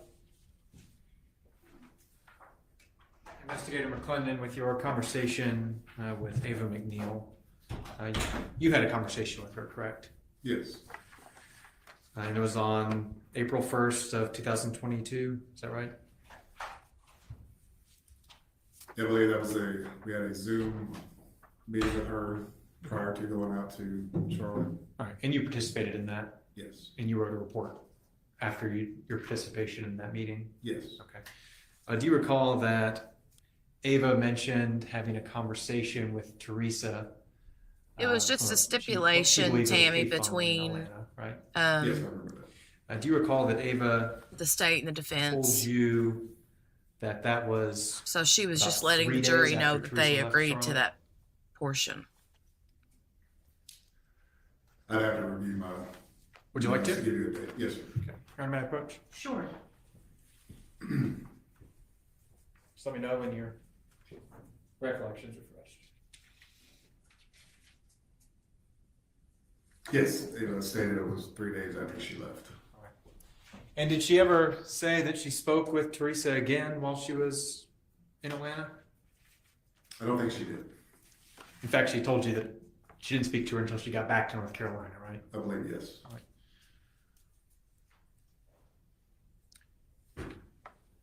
Now, it's your understanding Ava wasn't sure where Teresa was at in Atlanta, correct? Correct. The picture of the identification that was shown in evidence earlier, that was issued in June of 1999, right? Yes, sir. Were there any other Georgia IDs issued to Miss Black? Not that I was able to locate. The Facebook conversation between Wanda Hamilton and Teresa. In that conversation, where does Teresa say she's living at the time? I believe it was Alaska.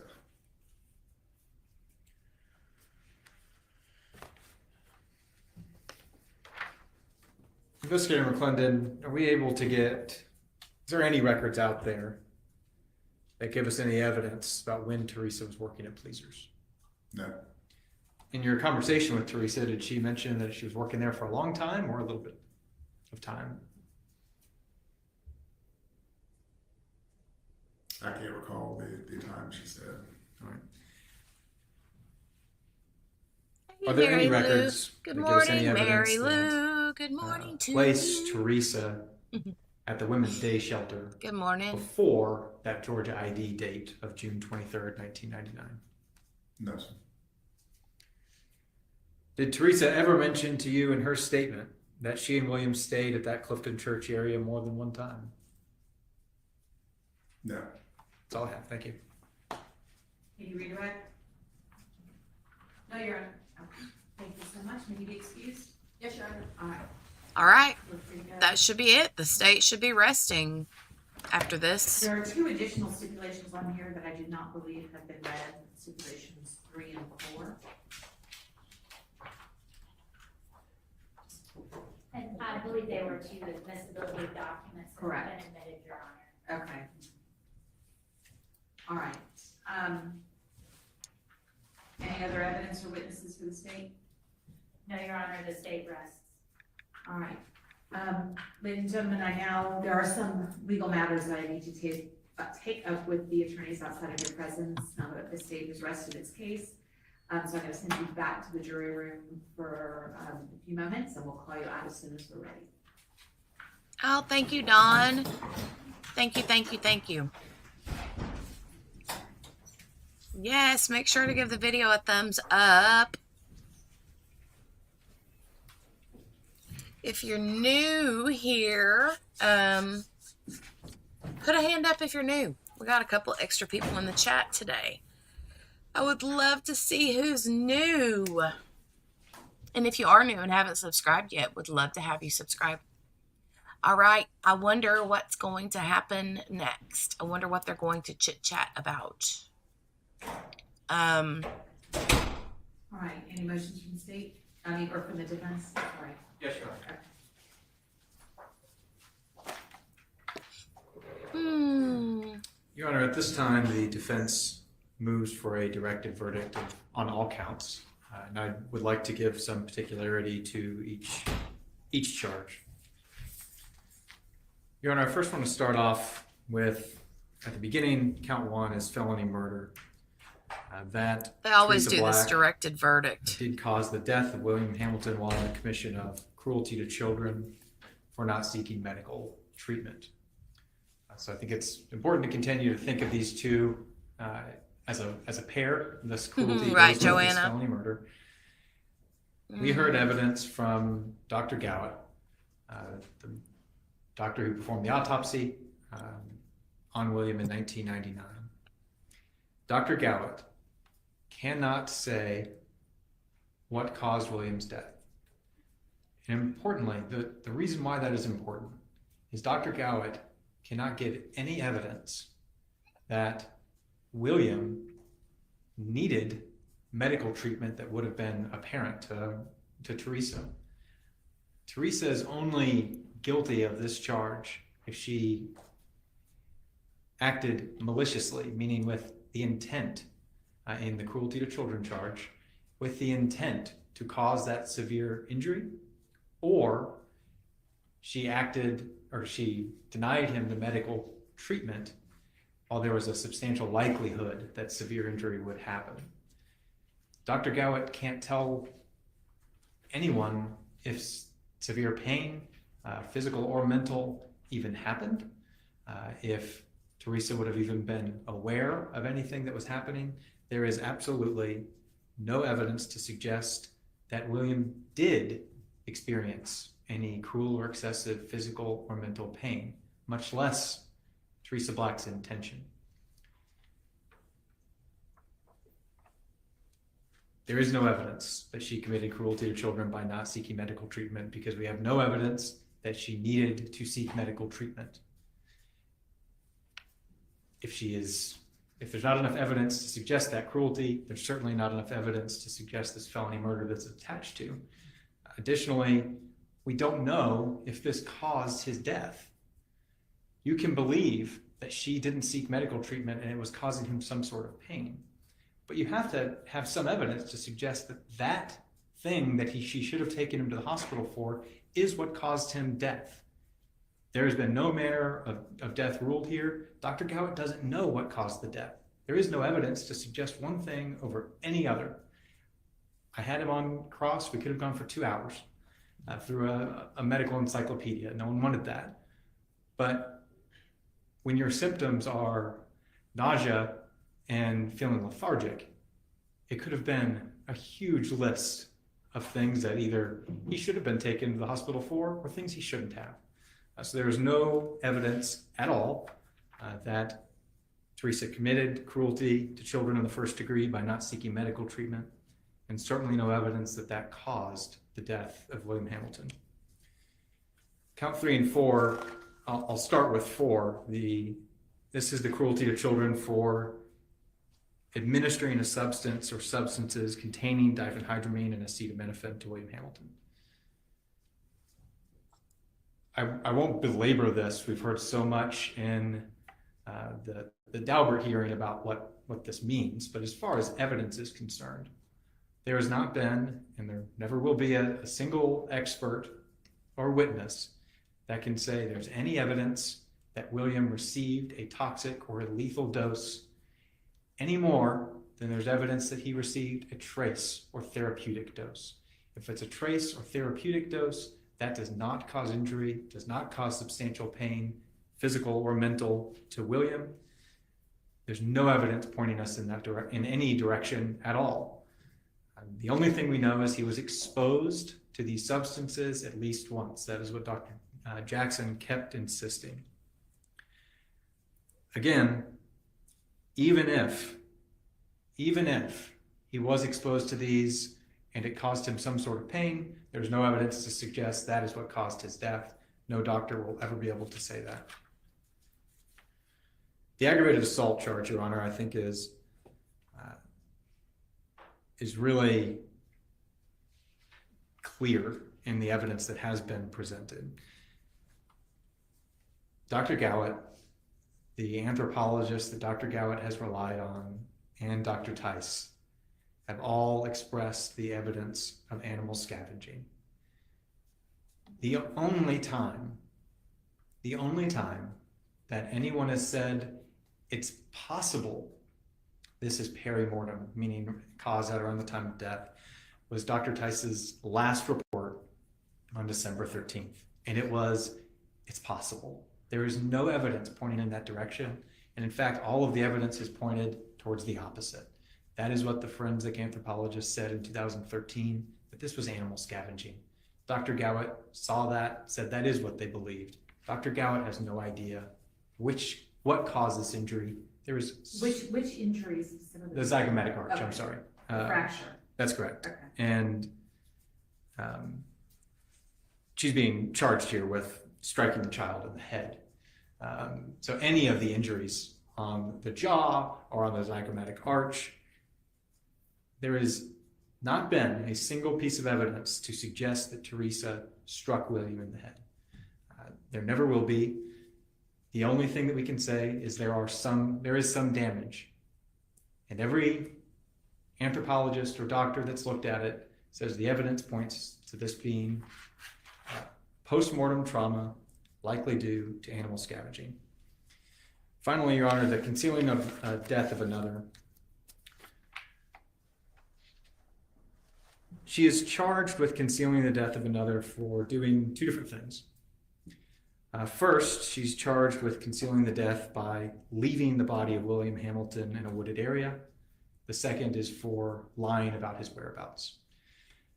There are 34 cases that have been appealed and opinions written citing the concealing the death of another charge. There is not a single case that there is sufficient evidence for wherever the body lies and is found later that's enough evidence. In all 34 cases, the person charged has taken some sort of deliberate action. It's typical that the cases involve burning of the bodies or burning of a car or a house that has the body in it, moving the body from the crime scene to a remote location, covering the body with blankets or clothing to conceal, burying the body.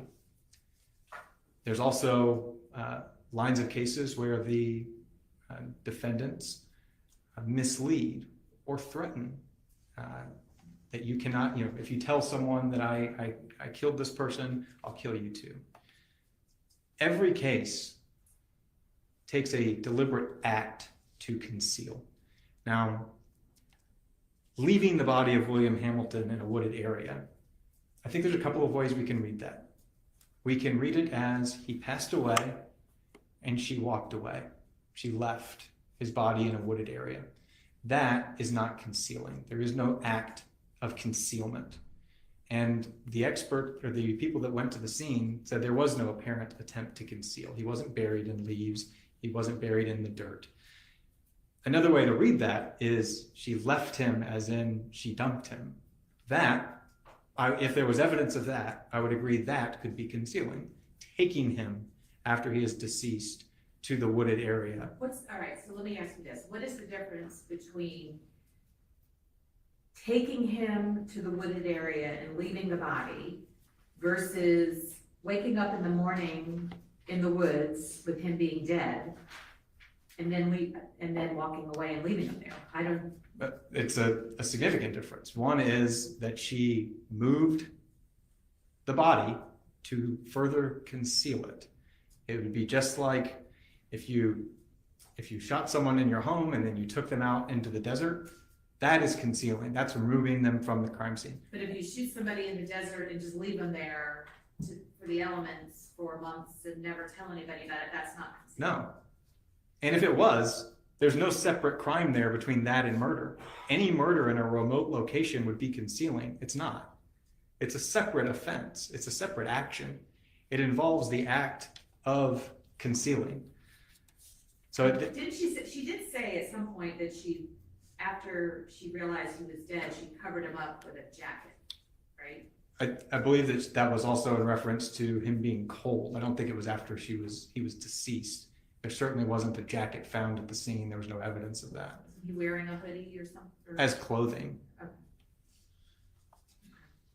The lying portion, Your Honor, that it would be concealed. That is an act. However, there's a venue problem here. There is no evidence that Teresa committed that act, those lies, while in DeKalb County. She did it in Charlotte. She did it in Alaska. She did it to police in Arizona. The only conversation anyone had with her while she was in Atlanta about William was a conversation with Ava about 3 days after she left. I don't think there's any evidence that William was already deceased, and they still have to show that happened in DeKalb County. We don't know where that payphone was at. There is no evidence here that's pointing to Teresa saying any lie to anyone while she was in DeKalb County. So both prongs of that, there is no evidence of that. The first, there was no deliberate act to conceal. The second, and I want to address that again, the deliberate act, I imagine the state's going to point towards maybe Gary Harris saying that was evidence of someone dumping a body. He didn't see anyone. He doesn't know what was happening. He saw two people get into a car at the cemetery. That is not enough evidence to sustain this past a directed verdict. So for all those reasons, Your Honor, and I'd be happy to answer any other questions the court may have, the defense moves for a directed verdict on all counts. Thank you. Response? Your Honor, I'll start with the concealing the death count.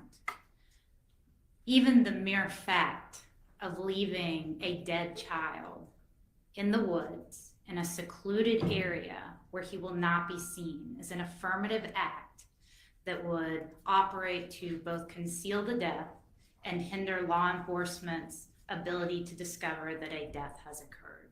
So even if that is the only theory, the elements would be established by the mere fact that she left her dead child in the woods in a secluded area that absolutely prevented law enforcement from discovering that he was dead, from pursuing an investigation, and from collecting necessary evidence at those early stages before the child's remains had decomposed.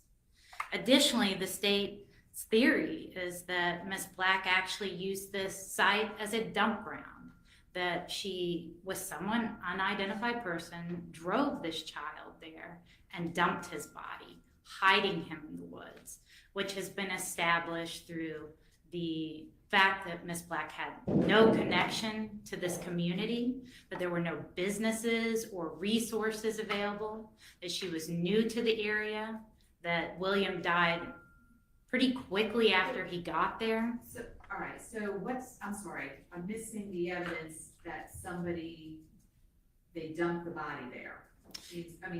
I thought she said in her statement that they were there sleeping, he didn't wake up, she left him there, she put a jacket on him, and that was it. That's Teresa's statement, absolutely, Your Honor, but we don't think it's credible. We don't think a jury should find it credible. I'm going through all the circumstantial evidence that shows that this statement isn't credible. Okay. She had no connection to this community. She had no car. She just moved here. She's not familiar with the area. There'd be no reason for her to drive Marta in what would take 1 to 2 hours, as the testimony has established, from the place where she's working and stripping to sleep at night with her child when there are shelters available, when there are more reasonable alternatives. I mean, this is just an absolutely ridiculous story. We don't think it's going to be credible to the jury. You combine that with the fact that you have someone that lived across the street, that was familiar with the wooded area, and saw this very strange thing happen at least a month or more before William was found, where a car pulled into that cemetery in the middle of the night when it was dark, that 2 people got out of that car and then quickly got back in and drove off at a fast pace.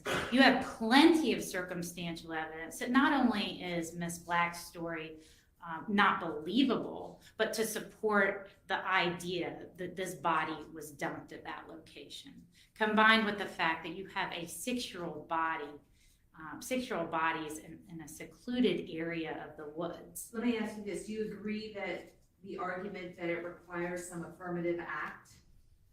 I think leaving the body there is an affirmative act. Whether he died there or he died somewhere else and she put it there? Absolutely, Your Honor, that is an act.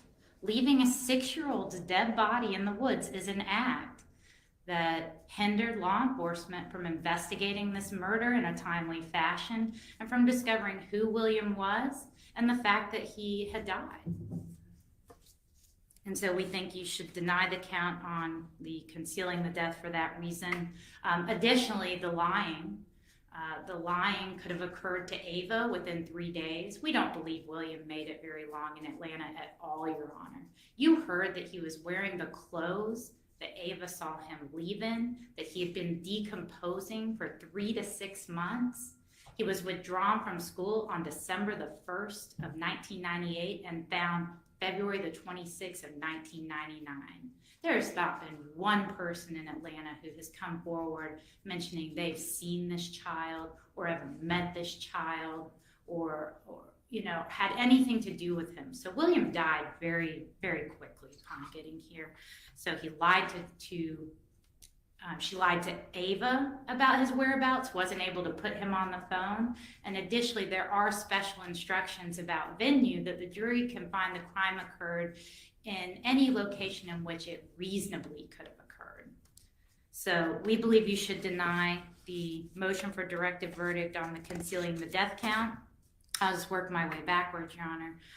As to the aggravated assault, all the medical professionals testified that a traumatic injury prior to death could not be ruled out. It is untrue, as stated by the defense, that any of them said that it was most likely one thing or the other, that it was most likely scavenging activity. That simply was not testified to, not by Dr. Gallant, not by Dr. Tice, not by anyone. They said they could not say which it was, and that it could have even been a combination of traumatic injury and scavenging, that a traumatic injury could draw animal activity and make animal activity more likely, and both could be present. You combine that with the fact that there is evidence that Teresa was previously physical with this child, that she had punched him previously, she had thrown him previously, that his body was concealed in the manner that it was dumped in the woods, hiding his death, that absolutely there is evidence that a fact finder could decide that Teresa Black assaulted this child and hid him for that reason. It is only appropriate to grant a motion for directed verdict, Your Honor, when there is no conflict of the evidence and that all reasonable deductions and inferences demand a verdict of acquittal. And that's just not true with an aggravated assault count. So we ask that you deny the defense's motion and allow the count to go to a fact finder.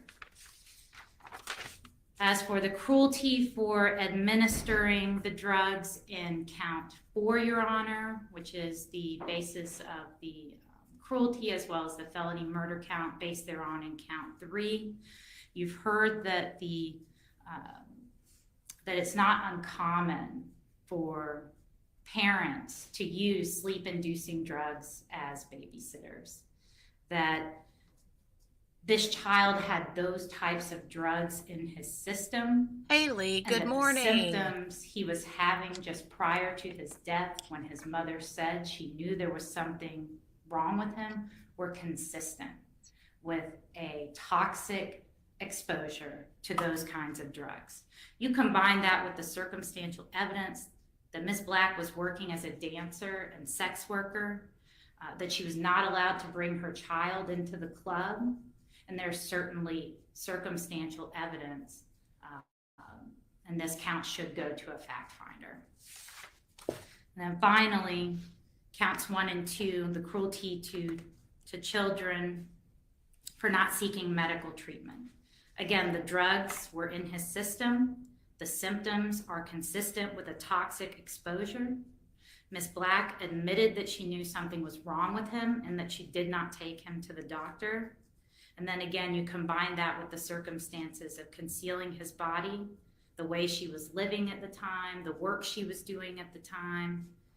Again, there's absolutely a conflict in the evidence and enough circumstantial evidence to support a jury's verdict on these counts. So we ask that you deny the defense's motion as to counts 1 and 2 as well, Your Honor. Thank you. Anything else? Your Honor, I do want to go back to the concealing of it.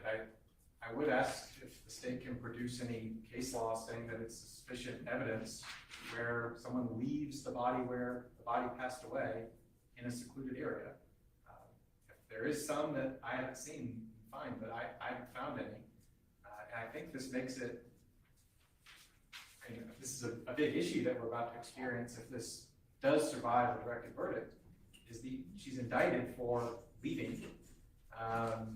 And that can be interpreted 2 different ways, as we've discussed. One of them, I don't believe, is backed up by law that that's legally sufficient. So I do. Was this ever addressed in a demur? Well, it's not technically a demur, I think, because it could be interpreted as dumping the body. But I think the jury needs to know, or the court needs to limit, what is a violation of the statute, and limit it that way.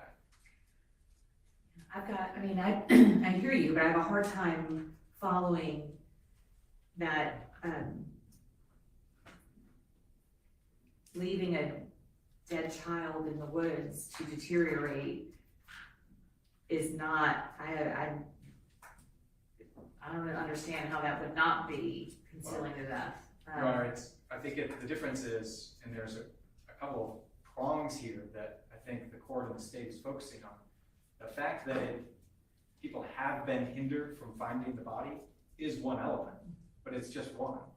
It's an act, it's concealing, which does hinder the discovery. Well, there was some, and if she dumped the body there was some evidence from which a jury can draw that conclusion, then that would satisfy the, your argument of the act. I mean, it's up to a jury to decide what happened. So I don't know, but I mean, there is some evidence that that the jury could find that she dumped the body there. So that would satisfy that issue. And if they don't find that,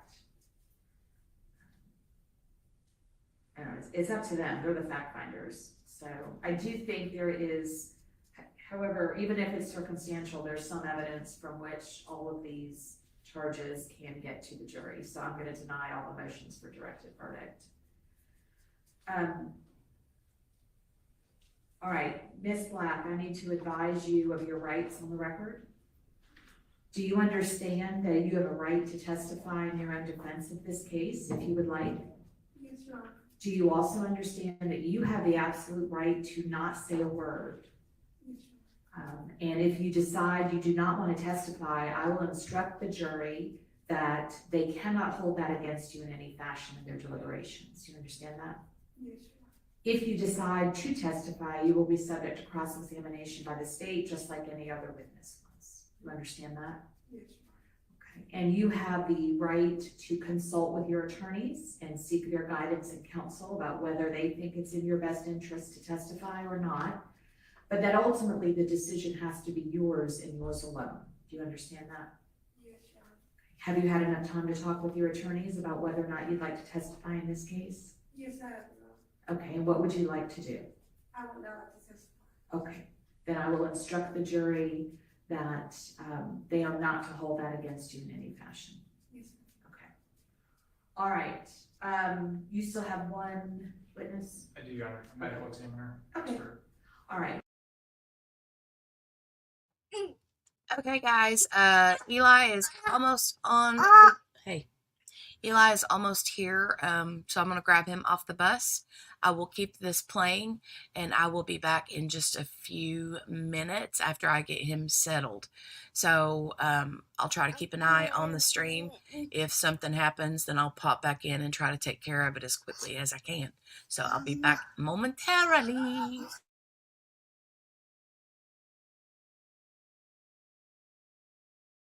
So what I'm going to take a 5-minute break, and then we'll come back and get that expert done, and then we'll break for lunch after the evidence is concluded.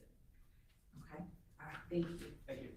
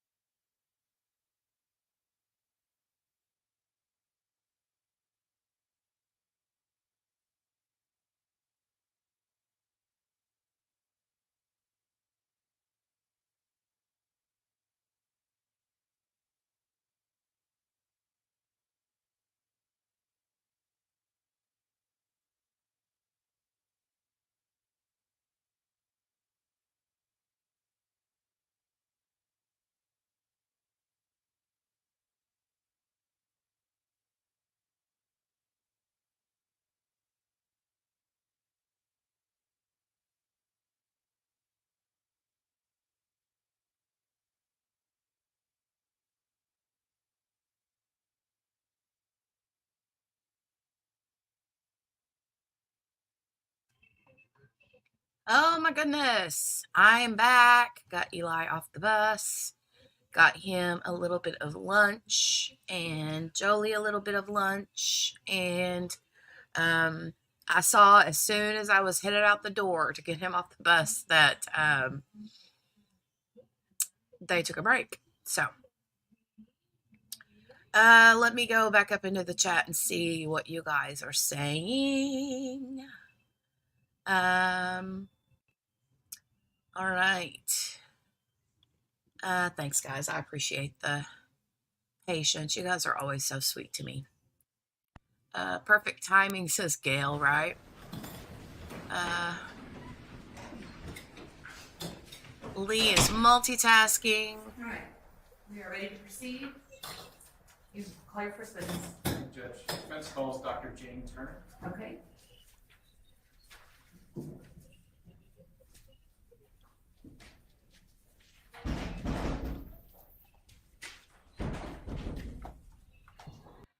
I'm just pausing it for a quick second. I'll get through these comments real quick. Tammy says, poll, guilty on all counts. Me personally, I am not sold on the fact that they're going to find her guilty on the actual murder charge. But I definitely think she'll be found guilty on the others. I just don't think that there was enough proof. But also, if I was a juror, I would be saying guilty. But, you know, the other things kind of lead someone to believe. But reasonable doubt that it was murder, I don't know.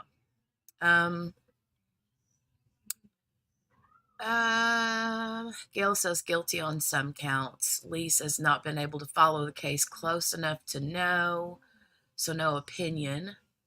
Tammy says, Tammy's like, if it was me, guilty on all counts, baby.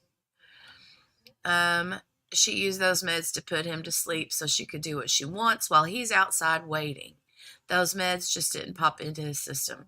Her just leaving, dumping his body is unforgivable. Absolutely. Now, the medicine thing, I agree 100%. I just don't think that they have shown the proof beyond a reasonable doubt that the medicine is even what did cause it. Because they can't go on the fact of the amount that was actually in his system, right? They can't go based on that because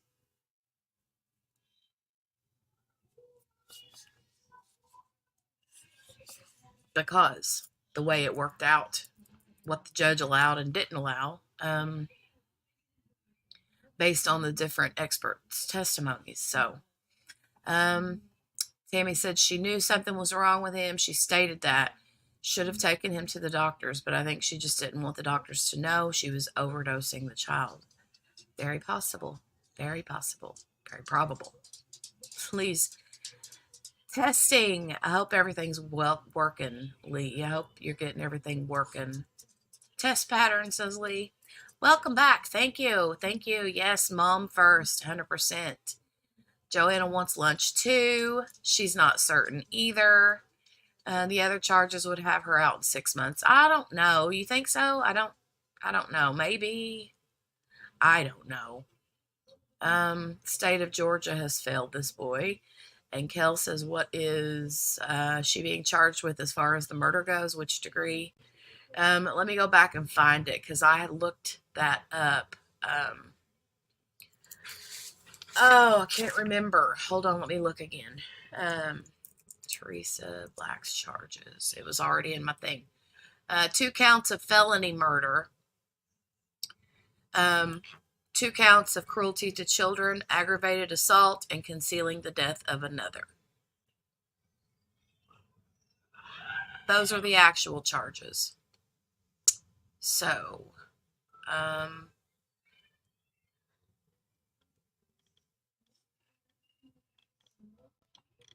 copy. Let me paste this over into the chat.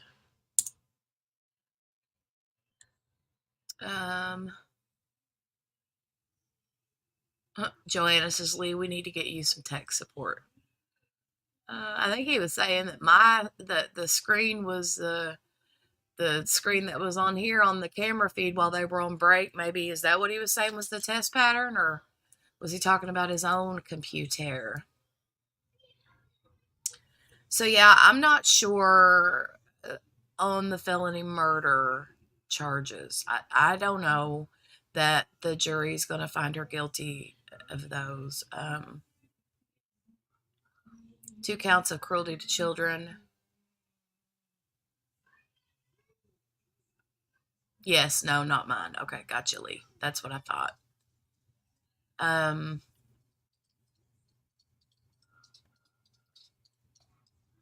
don't know exactly, Kel. I don't really know why there are 2. There must have been some sort of whatever circumstances in the state of Georgia to have let them file 2 for that. I don't know how that works. Let's look it up though real quick. How does one person get 2 charges for murder?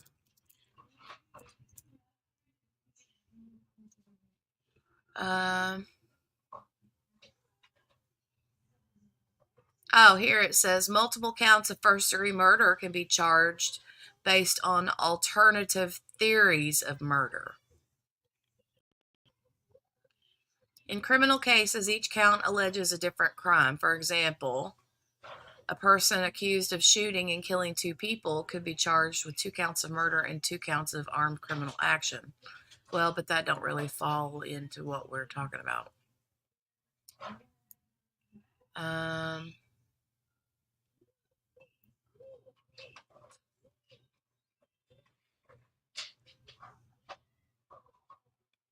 Maybe I need to reword that.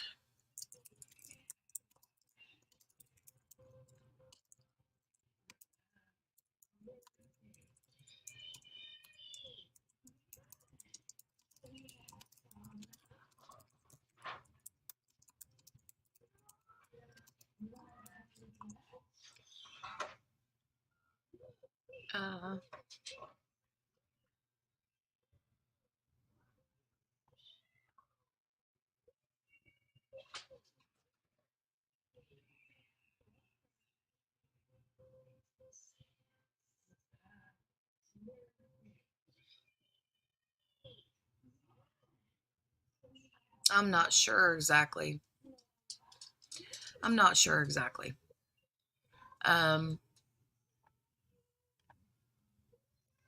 I think 1 count is leaving him in the woods and he was alive when she left him there.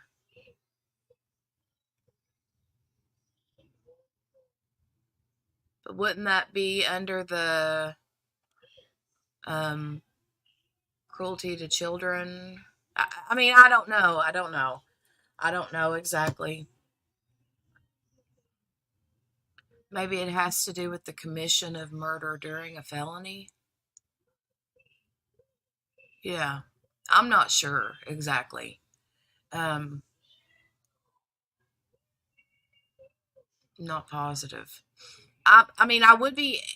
We'll probably. I mean, we'll find out whenever they do the jury instructions. Maybe. We'll hear more about that. That would be very helpful, right? Let's move along, moving along. And so we don't get too far behind, right? Okay, here we go, guys. Here we go. Oh no, what happened to the stream? Okay, nothing. My screen went black for a minute. Don't scare me like that.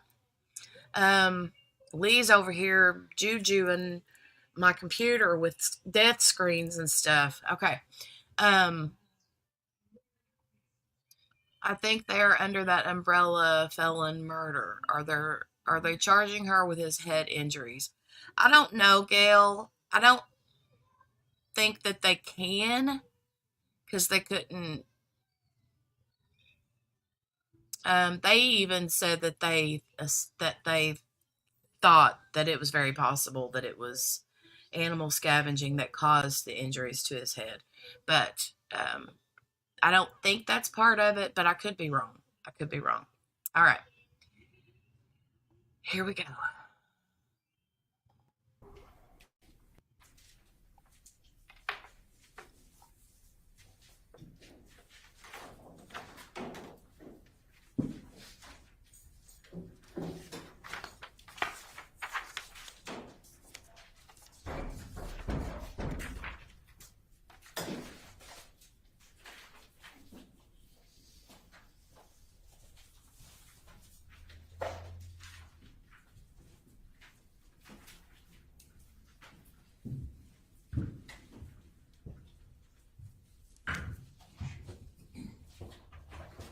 Raise your right hand.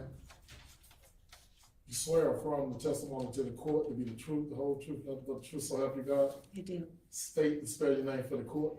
My name is Dr. Jane Turner, Janeturner. Good morning, Dr. Turner. Good morning. Because you are encased, it's really important you talk into the microphone so everybody hears you, okay? Thank you. Thank you. Could you please introduce yourself to the jury? My name is Dr. Jane Turner. I'm a forensic pathologist And Dr. Turner, what city do you live in? in St. Louis, Missouri. When you say a forensic pathologist, have you also worked as a medical examiner? Yes, Are those terms used synonymously sometimes? yes. Okay. Can you tell the jury a little bit about your educational background? I received all of my degrees from St. Louis University. I'm a native St. Louisan. So I have a BA in biology from St. Louis University, a PhD in physiology from St. Louis University, and physiology is the study of how the body works. And I have a medical degree from St. Louis University. Where did you begin working after medical school? After medical school, I started my training in anatomic and clinical pathology at the University of Oklahoma Health Sciences Center. I then later came back to St. Louis and completed that training at St. John's Mercy Medical Center in Creve Coeur, Missouri. What other types of work have you done in your career? Well, I did additional training in forensic pathology, fellowship training at St. Louis University. And once I completed that training, I was hired by St. Louis University as faculty to work at the City of St. Louis Medical Examiner's Office. And when was that? Do you recall? That was 1999 or 2000. Okay. What have you done since then? I worked for 18 years at St. Louis University as a professor. I rose through the ranks to become a full professor. And when I was working for St. Louis University, I worked primarily at the City of St. Louis Medical Examiner's Office, performing medical legal autopsies and testifying in court as needed. I also was teaching medical students and residents, and I became the program director for the forensic pathology training program, so I did that for a number of years. And I also took on the directorship of the autopsy service at the hospital. So at the medical examiner's office, I was performing medical legal autopsies, and then at St. Louis University Hospital, I was performing and overseeing the performance of hospital autopsies, which are not medical legal or not forensic cases. How many total years have you worked as a medical examiner? Well, so as a medical examiner in the City of St. Louis for 18 years, and then I've practiced as a forensic pathologist after that. So a total of almost 25 years as a forensic pathologist. How many autopsies have you performed? well over 5,000. Have you ever been published in any medical journals before? I have. Do you have any special certifications? I have certifications from the American Board of Pathology in anatomic and clinical pathology and in forensic pathology. Do you have any special certifications relating to child death pathology? Yes, the state of Missouri has conferred upon me a certified child forensic pathologist or pediatric forensic pathologist. And what does that give you the ability to do in the state of Missouri? They've given me permission to perform medical legal autopsies in pediatric cases. Have you performed autopsies in pediatric cases before? I have. Do you know how many times? My best estimate is around 400, maybe more. Have you ever testified as an expert before? I have. About how many times? In a trial setting, over 200 times. How many times have you testified as an expert for the prosecution? About 150 times. Okay, so for the defense, 50 or around there? Does that Around sound- 40. I've testified in civil cases as well. Okay. Now today you are testifying for the defense, correct? Yes. And are you being paid for the time that you've spent reviewing this case and for testifying? Yes. Do you own your own firm or consulting firm now? I do. When did you start that? I started that a few years after I completed my training in forensic pathology. I was approached by attorneys at some point after I completed my training asking me to review cases for them. So most of the time that you've been practicing as a forensic pathologist, you've also been consulting? Yes. Okay. Do you know how many states you have been do you know how many states you have testified in as an expert? I would estimate around 10, maybe 12. Your Honor, at this time, defense would tender Dr. Jane Turner as an expert in forensic pathology. Any objection? No, Your Honor. All right, she will testify as an expert in forensic pathology. Dr. Turner, have you ever worked on a case as a forensic pathologist involving decomposed remains? Yes. What type of challenges does that create when you're working with decomposed remains? Well, the degree of decomposition can obscure findings. The degree of decomposition can interfere with the ability to perform toxicology testing with results that you can correlate with cause of death. Decomposition can interfere with forensic pathologist's ability to determine cause and manner of death. Did you review any materials in this case? The Yes. case we're here for? Yes. Do you recall what all materials you reviewed? I reviewed quite a few materials. Certainly the autopsy report, scene photographs, police investigative reports. There was DNA testing. There was an effort to identify the clothing, who purchased the clothing on the child, that was found on the child. I reviewed anthropology reports, toxicology report, and autopsy photographs. I'd like to begin with the toxicology portion of this case.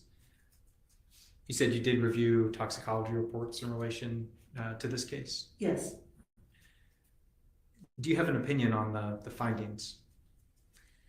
Yes. Okay, what's your opinion? That the toxicology testing of the decomposing skeletal muscle found the presence of Tylenol and Benadryl. Are you able to tell anything about what the dosages would be Good morning, for this Billy. child Good for these morning, two good medications? morning to No. you. Is it fair to say these could represent a toxic dose of the drugs? That's possible. Could these levels represent a therapeutic dose? Yes, it's possible as well. And could you explain to the jury, what does a therapeutic dose mean? A therapeutic dose means the target range of blood concentration for the drug that has the desired effect. But we're not looking at blood in this case, we're looking at skeletal muscle. And because we're looking at skeletal muscles, is that the reason why you can't determine any dosages? Yes, With a therapeutic dose, if William was given a therapeutic dose, would he have experienced any pain from these drugs? no, Could these levels represent a trace dose? they could represent any range of dose or any range of blood concentration at the time of his death. Testing skeletal muscle is useful only for telling you that the drug was present, not what the drug concentration was at the time of death. Now, if this was a trace dose that William received, you would not expect any pain to be caused by that as well, correct? Correct. I'd like to talk a little bit about the anthropology portion. You also reviewed some reports from anthropologists, is that right? Yes, Okay. Right. Did you review anything in the case materials concerning a fracture to the right zygomatic arch? yes, Do you have an opinion about this fracture? yes. All right. Could you please share with the jury ultimately what your opinion is? The anthropologists that reviewed the skeletal remains indicated that there was evidence of animal scavenging. The absence of a portion of the zygomatic arch is in keeping with that observation. Can you explain a little bit to the jury how a fracture like this would be caused by animal scavenging? It can be caused by animal scavenging from gnawing. It could be caused from animal scavenging from the animals moving the skull and breaking that bone. That bone is a small, not very thick bone and on the face. And what evidence in this case supports the idea that this fracture was caused by animal scavenging? Some of the other bones demonstrate changes that are in keeping with animal scavenging or animal gnawing on the bones. Can you describe those other, the other damaged bones that inform your opinion? So one example is the mandible or the jaw. The ends of the mandible are rough and irregular, in keeping with an animal having gnawed on the two sides of the mandible. Dr. Turner, I'm going to show you what's already been marked, or I'm sorry, already entered as State's Exhibit 65. We're going to go to Figure 21. I'm sorry, Figure 20. Can you tell the jury what we're looking at in Figure 20? We're looking at the mandible, William's mandible, at one end of the mandible. So the end we're looking at is the right side at the joint. But we're looking at the bone after it has been altered through the process of restoration. What do you mean by altered? Someone has applied material to replace the missing part of the end of the bone. Now, when you say that, are you talking about the dark part on the end here? The dark part, also the cottony material. Okay. I'm going to show you next States Exhibit 46. What are we looking at here? This is a photograph that was taken of the mandible at the scene, and we're looking at the irregular ends of the mandible, the right on the left side of the screen, and the left end at the top left part of the screen. And you can see that the ends are not symmetrical. They should be the same length and shape and appearance, and they are not. Is it typical to, or is the mandible typically have these rough edges No, on the ends? no. Now, you said that this was, the pieces on the end were added in restoration. Are you aware of why that would have happened in this case? My understanding is that it was part of the process in trying to identify William in reconstructing his facial appearance. I'm going to show you next the same exhibit, State 65, Figure 21.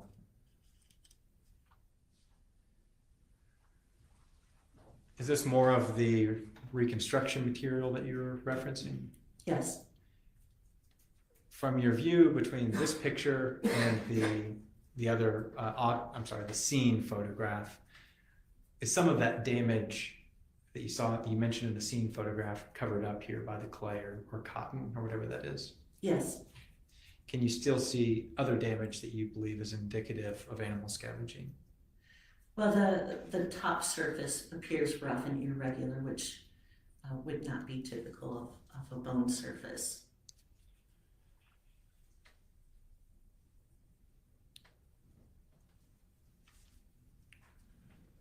I'm going to go down to Figure 22.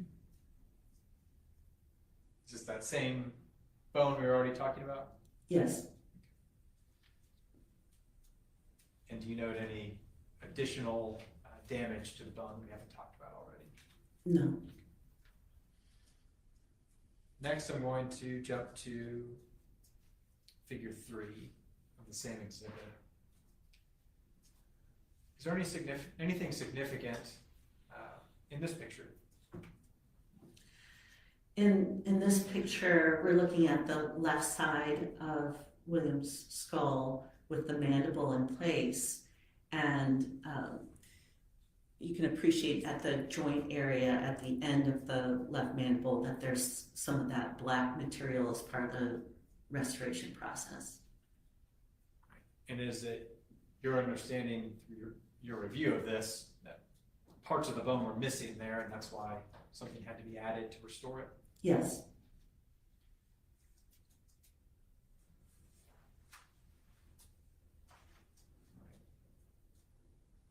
So going back a little ways. What are we looking at in this photograph? we're looking at the right side of the skull with the mandible and with the restorations apparent in black and I'm not sure about this other discoloration, this yellowish discoloration, if that's also part of the restoration. Now, does this photograph show the break in the zygomatic arch? Yes, it does. To your knowledge, was that piece of bone ever recovered? No, it was not. How would you explain that in your experience? It could have been digested by a scavenging animal. Is there anything about the zygomatic arch that makes it prone to damage from animal scavenging? Well, with animal scavenging, the animals, and I've experienced with rats, having done this, and in some cases I've had where people died in rat-infested homes, So rats will gnaw at the nose and the cheek and the chin. Anything that's protruding, they'll gnaw at it. Are you aware that Dr. Meredith Tice found that there was not scoring or scraping or furrowing on the zygomatic arch? Are you aware of that opinion? Yes. How do you justify that opinion with yours that this is caused by animal scavenging?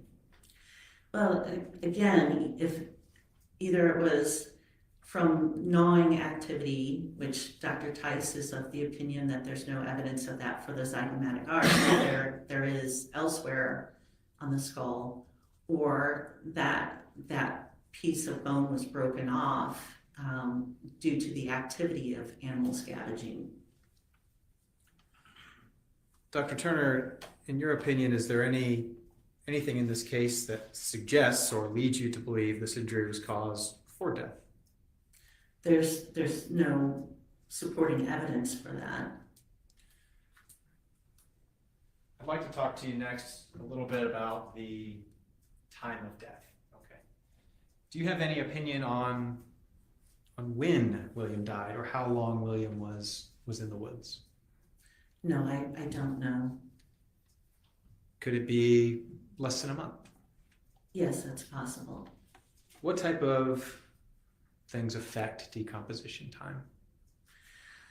There are numerous variables. So the mass that you're dealing with, so the size of the individual, exposure to sunlight, exposure to heat or cold, dampness, and then on top of decomposition, you have insect activity and animal scavenging activity.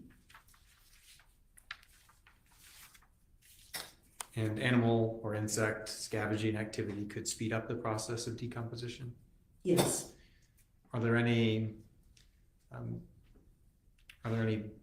pathological issues or causes of death that could speed up potential decomposition? Someone who dies with an infection, sepsis, fever, so an elevated body temperature can accelerate the initial phases of decomposition.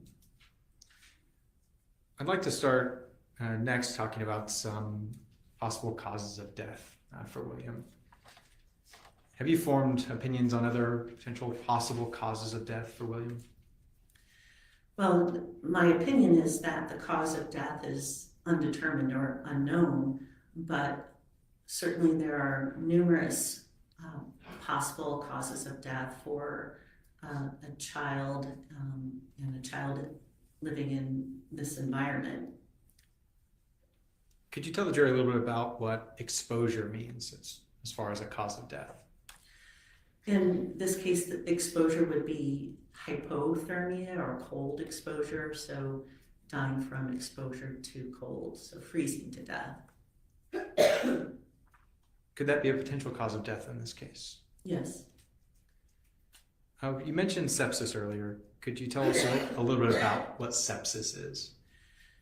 Sepsis is a potentially fatal illness, and it is the body's inappropriate response to the presence of infection. So it's not the infection itself that can cause death. It's the body's response to that infection.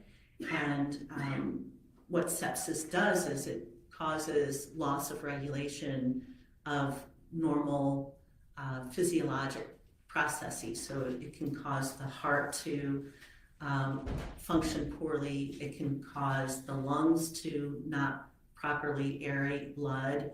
It can cause the liver to shut down, the kidneys to shut down. It can cause the brain to shut down. And what could be a potential cause of sepsis? Well, we're familiar with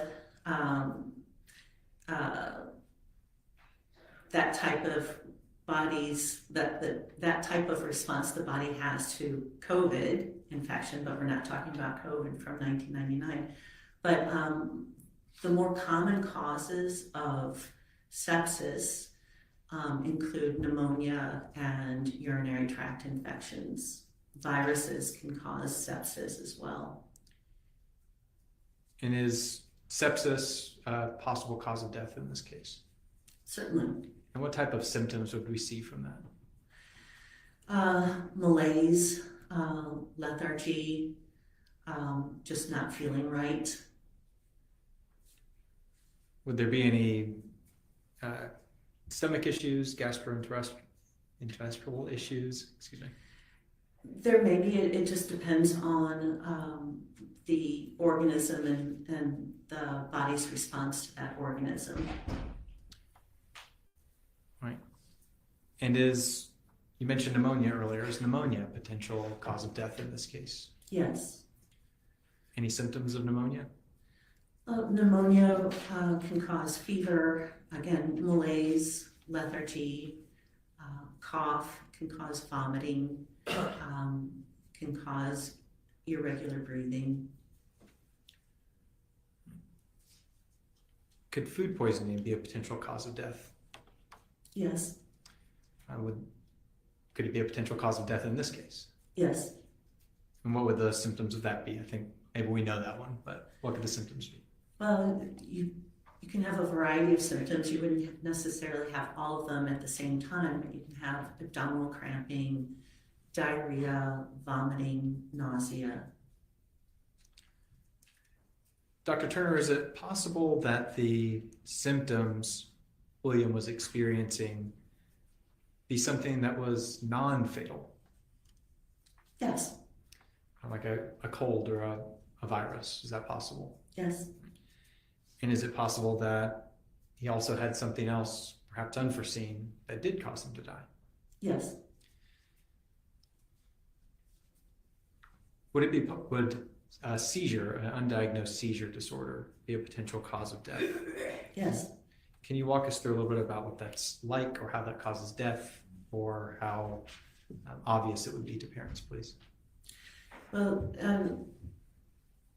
people who die of seizures, and children as well, often have seizures in their sleep, and it's particularly dangerous and potentially fatal if they have a seizure in their sleep while they're in the prone position or while they're lying on their stomach. And in some individuals, the first seizure they have is also the last seizure they have. And that's because they pass away, right? Yes. Would a parent see signs or symptoms of this coming, a seizure disorder? No. Is there a risk a medical professional would not see this coming? That's correct. What about undiagnosed diabetes? Could that be a potential cause in this case? Yes. Can you educate us a little bit about that, please? Children can develop or can have diabetes. There's an entity known as juvenile diabetes. The signs and symptoms may not be apparent until there's an illness, and that illness triggering what's known as diabetic ketoacidosis, which is a severe metabolic disorder. And can that cause death? Yes. Are there any other heart conditions, brain conditions, abnormalities that could be a potential cause of death here? Certainly, you can have a viral infection of the heart known as viral I know, Gail. They're killing me myocarditis. with that. That can cause death. You can have an abnormality of the It could have been muscle cells of anything, the heart, right? that cause congestive heart failure or a fatal arrhythmia or a fatal irregular beating of the heart. Could electrolyte disturbances be a cause of death in this case? Yes. How would that work? Well, if there's severe vomiting and diarrhea, that can deplete the body of its normal balance of electrolytes, sodium, potassium, chloride, and that can trigger heart. He's arrhythmia trying or to get the jury to fatal, think that arrhythmia of the because heart resulting in death. Are you aware of any they were liver homeless, disorders, genetic liver disorders that would make a person more prone to toxicity from acetaminophen you and know, diphenhydramine? No. that he could have had Would food meningitis potentially be a poisoning cause of from death? eating out of a Certainly, dumpster. yes. I mean, How does that work? that's what Well, they you talked can about have viral meningitis or on day bacterial 3, meningitis, the last day. and depending on how virulent the organism is, the death can Right, be rapid right, and Henning. can occur during sleep. All right, I've asked you about a lot. Dr. Turner, are there any others that are coming to your mind that could be potential causes of death here? Or Not anything, symptoms. they're trying to reach for anything that would have There, nausea There and can be gastrointestinal catastrophes. lethargy, blah, blah, blah. The bowel twisting on itself and cutting off blood supply to the bowel, and that can cause sudden death or rapid death. It would allow bacteria to get into the bloodstream and cause sepsis. It can also cause peritonitis or infection of the abdominal cavity. Is there anything in the record of this case or anything from the symptoms described in this case that can aid you, a forensic pathologist, in determining a cause of? Just pausing it again for another quick second because I just want to say this. Like, the child had the Benadryl and the acetaminophen in his system. Whether or not he had too much or not, whether or not he had a cold, the flu, COVID, I mean, there could be any number of reasons. It was cold out, right? Wintertime for them. Could be any number of reasons why he would have diphenhydramine and Benadryl and Tylenol in his system if it was cold medicine, right? There could be any number of reasons for that. And maybe the baby, I keep saying baby, the 6-year-old, he is a baby pretty much, did have the flu. Maybe he was sick. Maybe he had pneumonia. Who knows? He had the medicine in his system and it was at a toxic level, in my opinion, based on what we heard, but they're not like, isn't like scientifically proven or whatever you want to call it. It's not even, it's less about that for me and more about the fact that she just got up and walked off and left him. She got up and walked off and left him, whether he overdosed on the medicine because she gave him too much, or maybe he was hungry, or maybe he was thirsty and drank the bottle. Not knowing any better. Maybe it tasted good. Maybe it tasted like grape or whatever kind of medicines that they taste like, bubblegum flavored. Could have been accidental. I don't know. But I do know she walked off and left him. She walked off and left him. And, yeah. Well, I said COVID, right? That's true. That was too long ago. But, yeah. She just up and left. And, that to me, in my opinion, is might as well be murder. But you know, they have to go by, the jurors have to answer those questions on those jury instructions, and they have to go by the law, and whether or not they agree or disagree on those murder charges, anything else is a given to me. 100% guilty on all of that. So, I don't know. Nicole says, I wonder how many jurors they have lost during the listing of things he could have died from. I know, right? Dawn says that's her issue too. Joanne says aliens. Oh, goodness. You guys. Lee says that's the problem with cold cases, though. If you're proving murder, you better know. She got a good lawyer. He's providing doubt.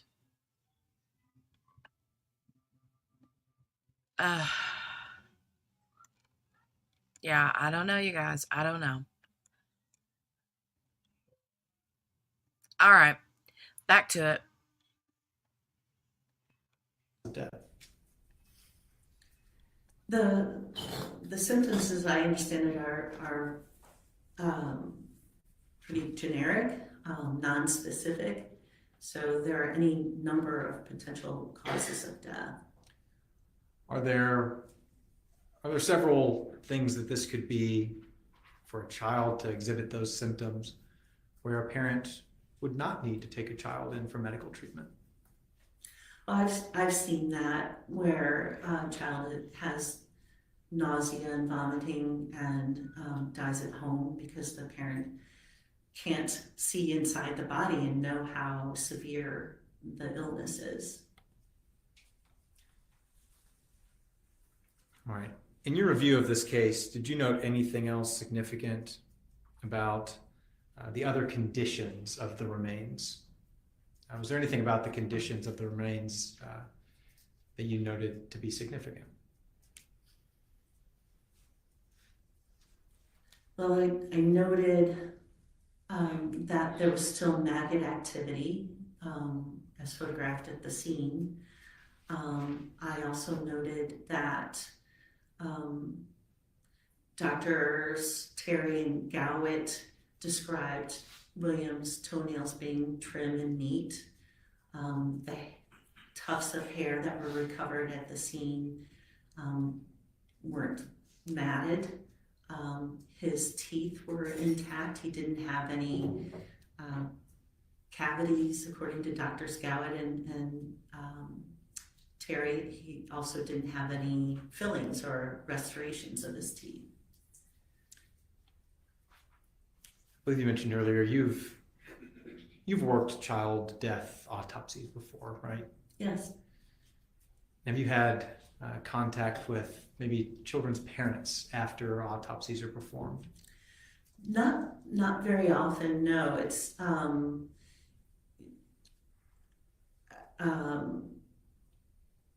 if I have, it's been by phone.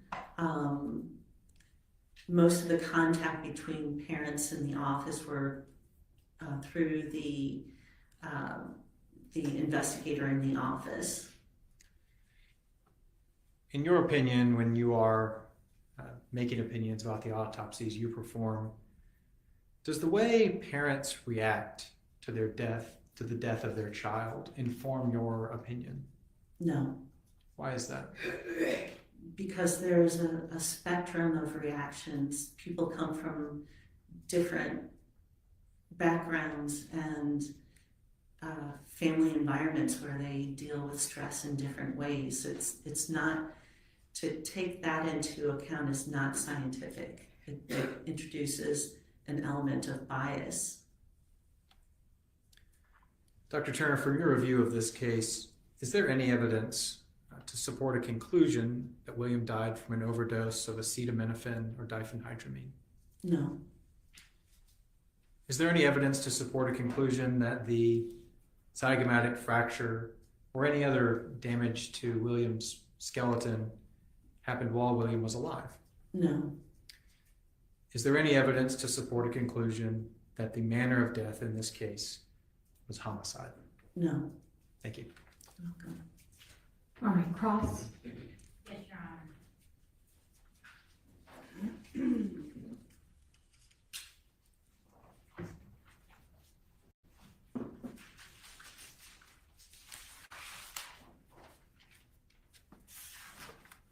Good afternoon, Dr. Turner. Good afternoon.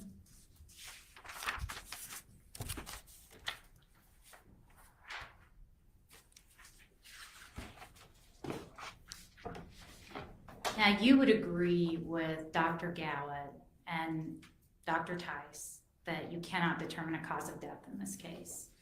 I do agree with that. And you would agree that you cannot determine the manner of death in this case. That's correct. Now, a medical examiner's determination of manner of death is different from the jury's determination. Isn't that correct? I agree. A medical examiner is looking at the medical aspects of the case and preparing an autopsy report. Yes. Correct?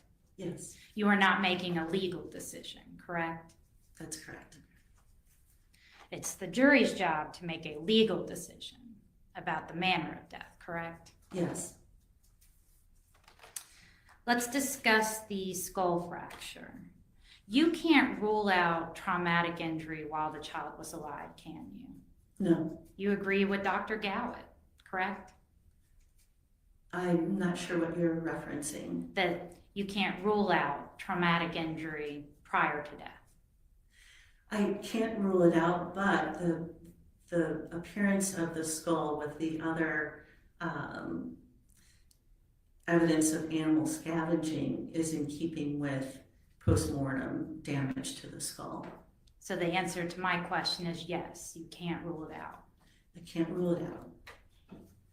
And you can't rule out that there may have been traumatic injury combined with animal scavenging. Isn't that correct? That's correct. So you agree with Dr. Gowett? Again, I don't know what Dr. Gowett said. You didn't read his report? I read his report. I don't remember him saying that he can't rule out traumatic injury. Did he commit to how the injury was occurred? No, he did not. So you agree with Dr. Gowett?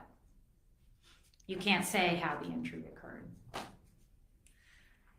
I can say that more likely than not, that the damage to the skull was from postmortem animal scavenging. Okay, But you Miss can't rule out Prosecutor, that a you're traumatic injury occurred prior to being death. a little vague. That's correct. Come Just like on. Dr. Gowett, That's correct. and just like the anthropologist in this case, Dr. Tice. That's correct. Now, I want to talk about the malnutrition symptoms.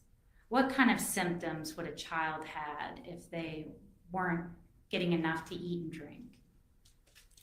They would have lethargy, lack of energy.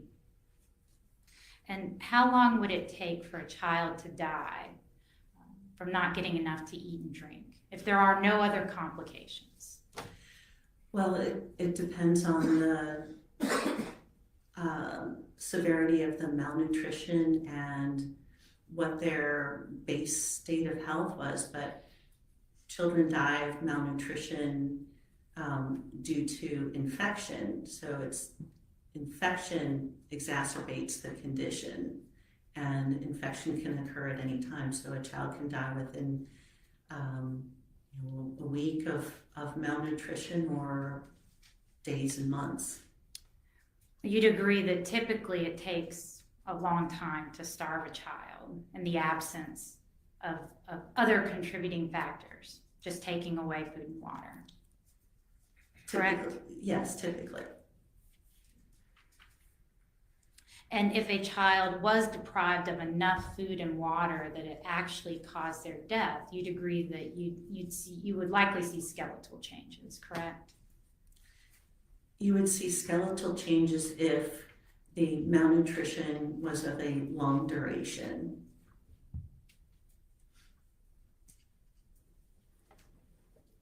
Let's talk about food poisoning. What are some of the symptoms you see with food poisoning?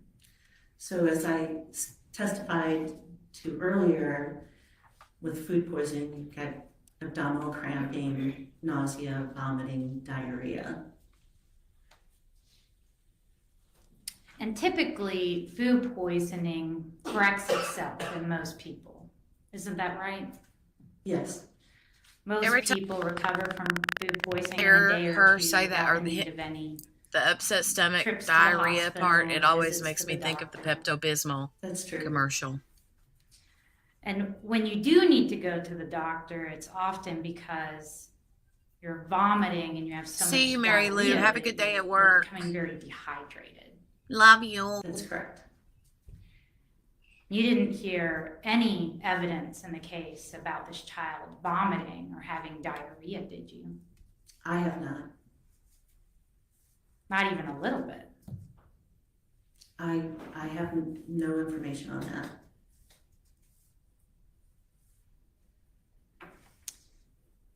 Let's talk about the acetaminophen and diphenhydramine. If a dead child has those drugs present in their body and their parent has given a statement that they knew something was wrong with them, that they didn't want to talk, that they didn't want to get up, they weren't throwing up, they were lethargic, weak, tired, there's some gagging. Could that be consistent with being exposed to a toxic amount of either of those drugs? The toxic effects of acetaminophen is nausea, vomiting, and then skin coloration change, jaundice, ultimately. With diphenhydramine, it's drowsiness, so not so much lethargy, but drowsiness and irritability.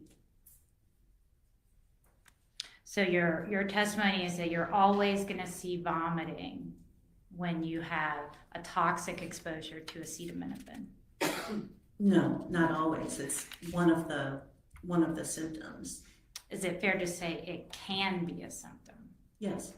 So these symptoms combined with the presence of the drug actually being in the body and having a dead child could be consistent with a toxic exposure to one or both of those drugs. Isn't that correct?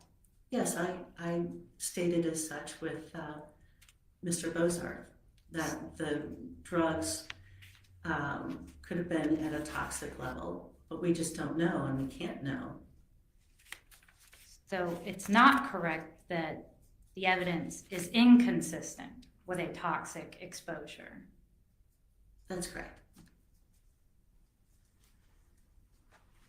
I want to talk about the medicines at issue.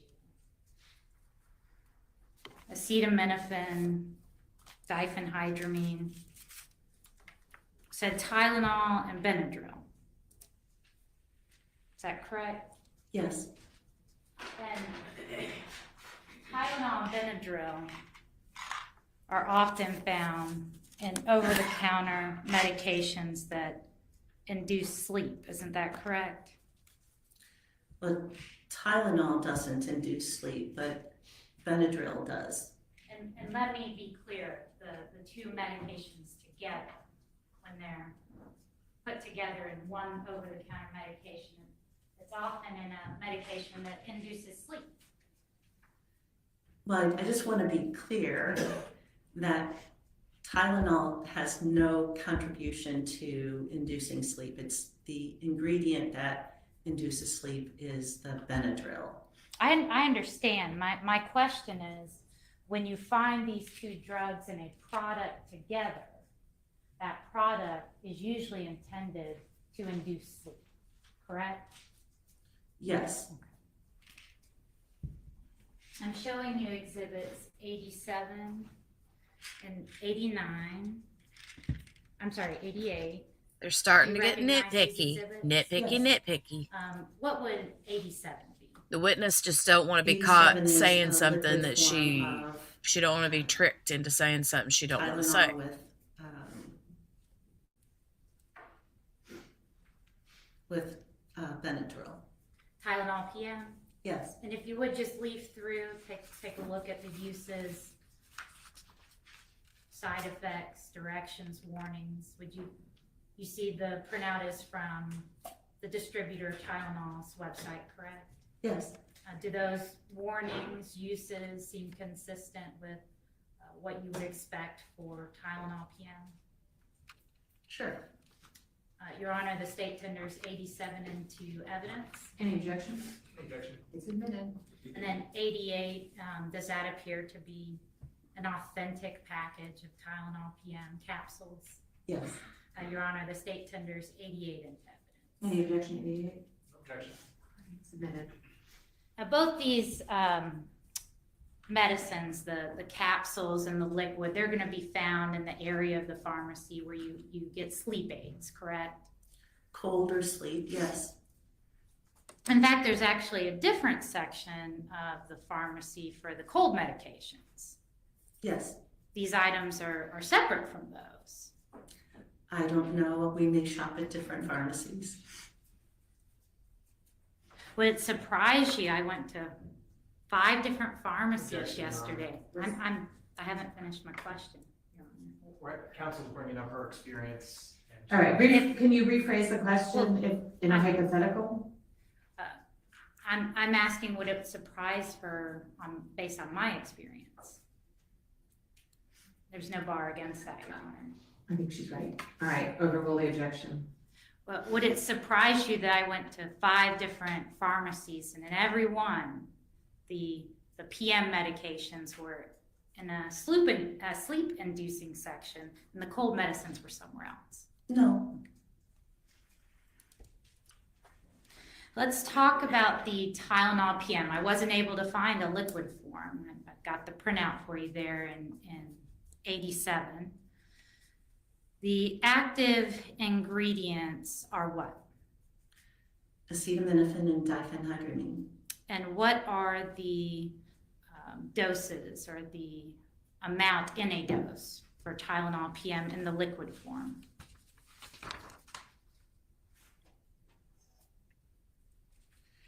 Well, wait a minute, you guys. Hold on a minute. I'm thinking back. 1998, 1999. They had Tylenol PM, right? But they didn't have. Did they have back in 1998, 99 cold medicine that had the like? Now I'm confused. I'm confusing myself. Never mind. I'm confusing myself, I think. I'm just thinking, did they have children's like cold medicine back then that had like the PM in it? You know what I'm saying? Because I remember when it became a new thing for them to have like Tylenol with the PM. I remember when that became a thing, you know? Anyway.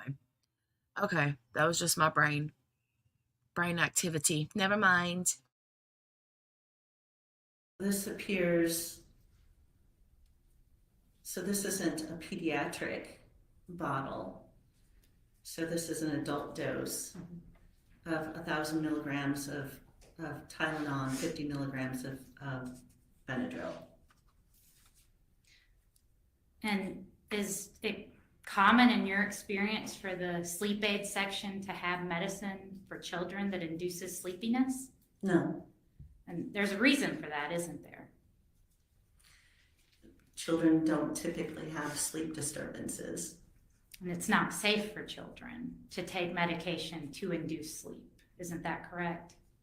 I don't know, that's outside my area of expertise. But all these sleep-inducing medications are made for adults. Yes. And what is the adult dose for acetaminophen? 1,000 milligrams. And diphenhydramine? 50 milligrams. Tell the jury what the recommended uses are for Tylenol PM.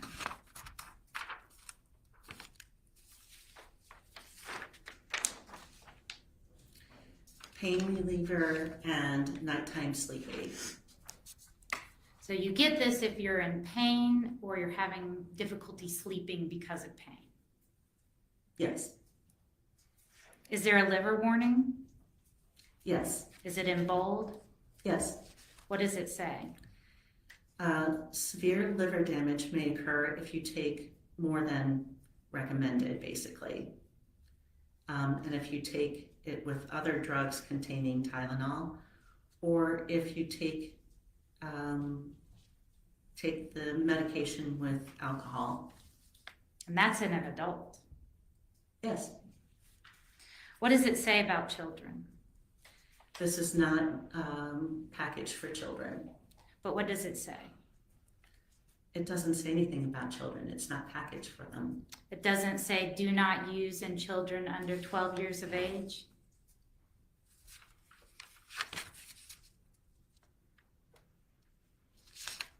That is on a different page, but yes, it does say that. And that warning's going to be on the bottle that's sold in the store. Yes. Does it have an overdose warning?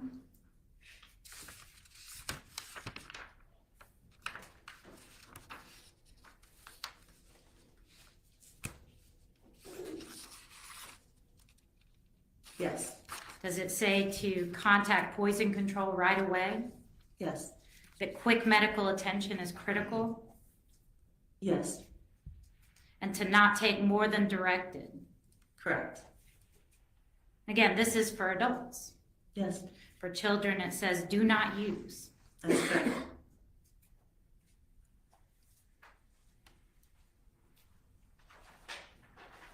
The capsules aren't going to be any different, correct? They're going to have the same medications, the same warnings. Yes.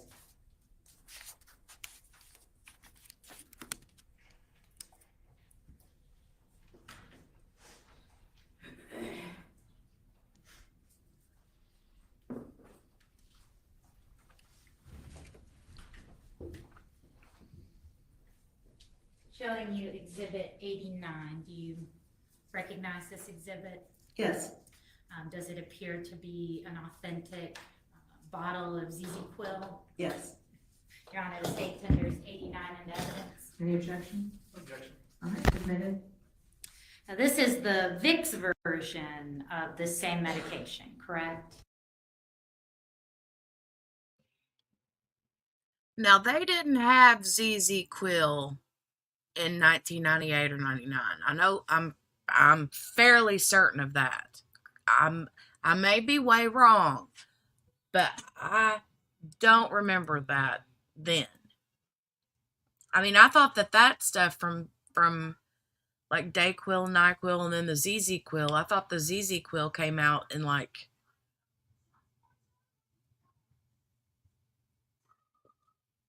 2015-ish.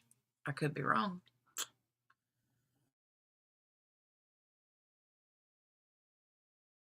Yes. Has the same amount of acetaminophen.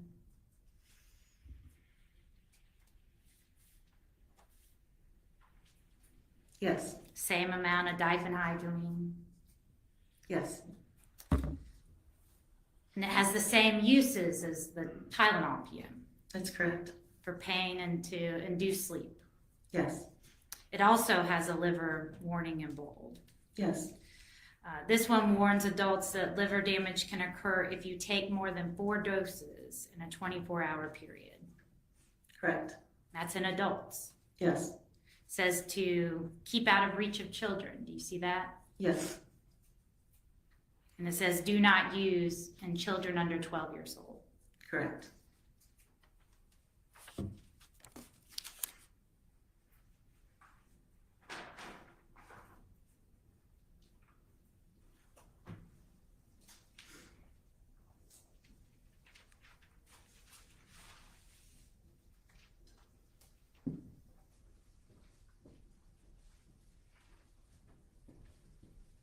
Showing you Exhibit 90. Do you recognize this exhibit?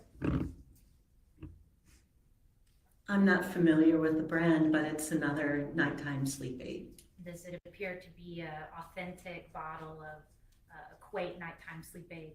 Yes. Your Honor, the state tenders 90 into evidence. Any objection? Objection. All right, 90 is admitted. Good to know, Nicole. I wasn't And the too Equate far off. nighttime sleep aid also has 1,000 milligrams of acetaminophen. Oh, look at you Yes. and Lee. You and Lee both 50 coming out. milligrams of diphenhydramine. Yes. That's funny. Has the same uses of treating pain. Thanks, guys. I inducing appreciate sleep. that. Yes. Has a liver warning in bold. Yes. Says that liver damage can occur if you take more than 4 doses in a 24-hour period. Yes. And it says not to use in children under 12. Correct.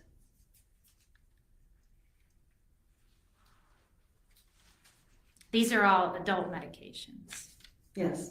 They also do make children's formulas of medication. Isn't that correct? Yes. Now, you don't get a lot of combined over-the-counter medications for children, as we've already discussed, where you have more than one active ingredient in the same product. They That's don't make a lot of those, correct? That's correct.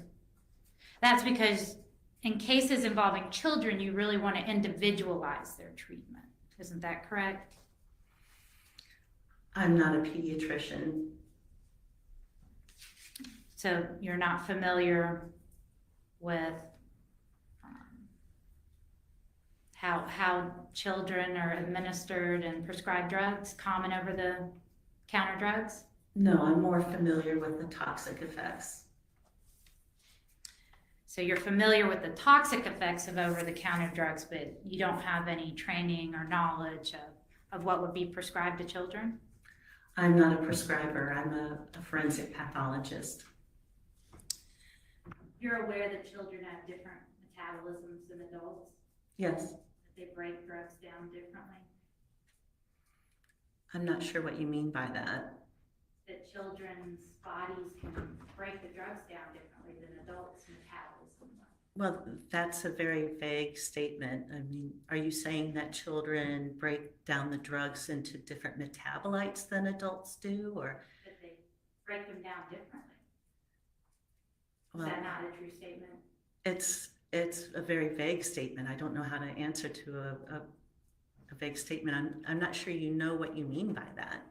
Is it an untrue statement that children metabolize drugs differently than adults? Are you talking about how quickly they metabolize them, or In are any you? scenario? I'm sorry? In any scenario? Well, they don't break down the drugs into different metabolites. That's not true. I didn't ask you if they break them down into different metabolites. I don't think you know what you're asking me. I'm asking you if they have different metabolisms than adults. Are you talking about metabolic rate? Didn't you just agree that children have different metabolisms than adults? No, I didn't. You've asked me that, and I've asked you to clarify that. Well, how about this?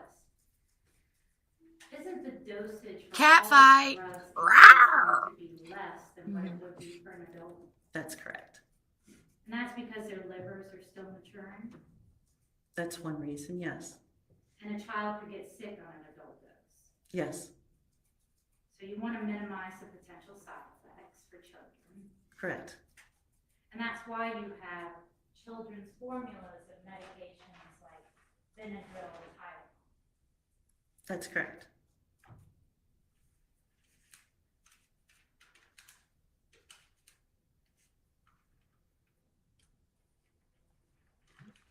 She's like, I don't think you know what you're talking about.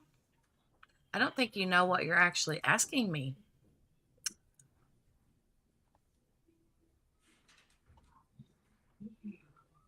I don't understand the words that are coming out of your mouth. Showing you Exhibit 91. Do you recognize this exhibit? Yes, And does that appear to be an authentic bottle of children's Tylenol? yes, Your Honor, the state tenders 91 into evidence. Any objection? Objection. All right, so then, And 92, do you recognize this exhibit? yes, Does that appear to be an authentic bottle of children's Benadryl? yes. Your Honor, the state tenders 92 into evidence. any objection? Objection. This witness is like, great. We're going to go through it all over again. It does not contain acetaminophen, isn't that correct? That's correct. It has 12.5 milligrams of diphenhydramine, correct?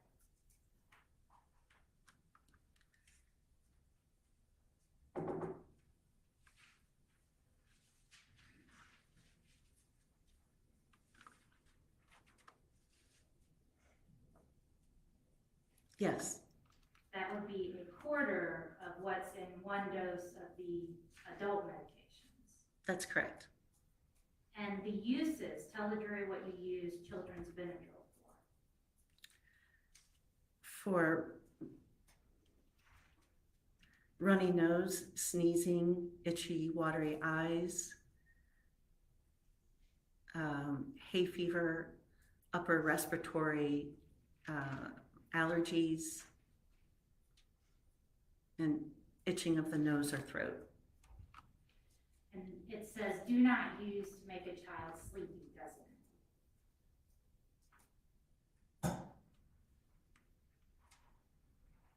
it?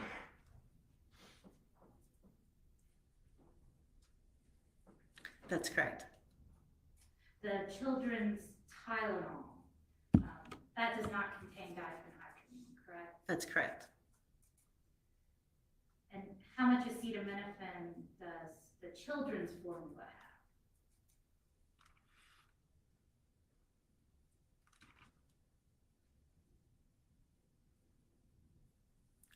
160 milligrams. That is about a sixth of what's in an adult, one dose of an adult formula, isn't that correct? Yes. What are the uses for children's Tylenol?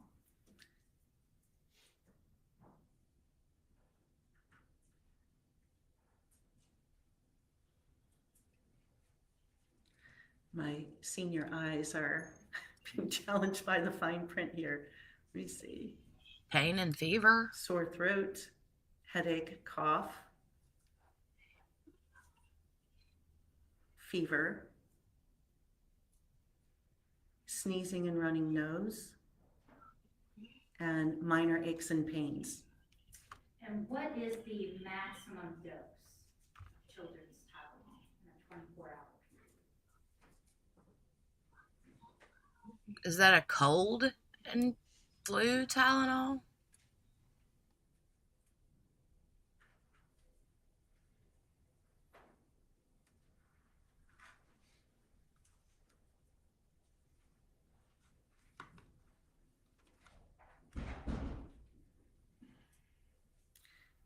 You might need to direct me to the packaging here. I don't see it. You see somewhere where it says the maximum is 5 doses? Thank you.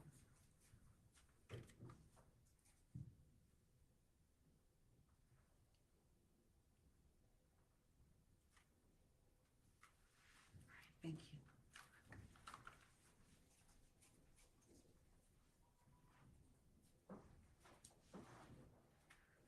Wow, that's really small. I think she said that's really small. Yes, it does say What that. about the I, writing? it was like 5 or 3, 5 or 3. Do not give more than 5 doses in a 24-hour period. That's correct. And 5 doses is still less than a single adult dose. Yes. Is that correct?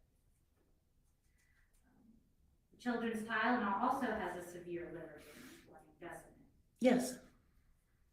And as a warning, do not use to make a child sleepy.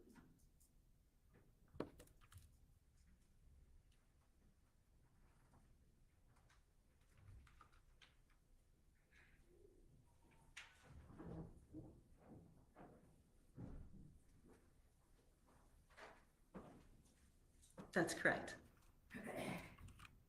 Also has an overdose warning. Yes. How many cases have you worked involving the remains of unidentified children? Very few. How many? I told you yesterday probably about 3. And that's because typically children are identified very quickly. Yes.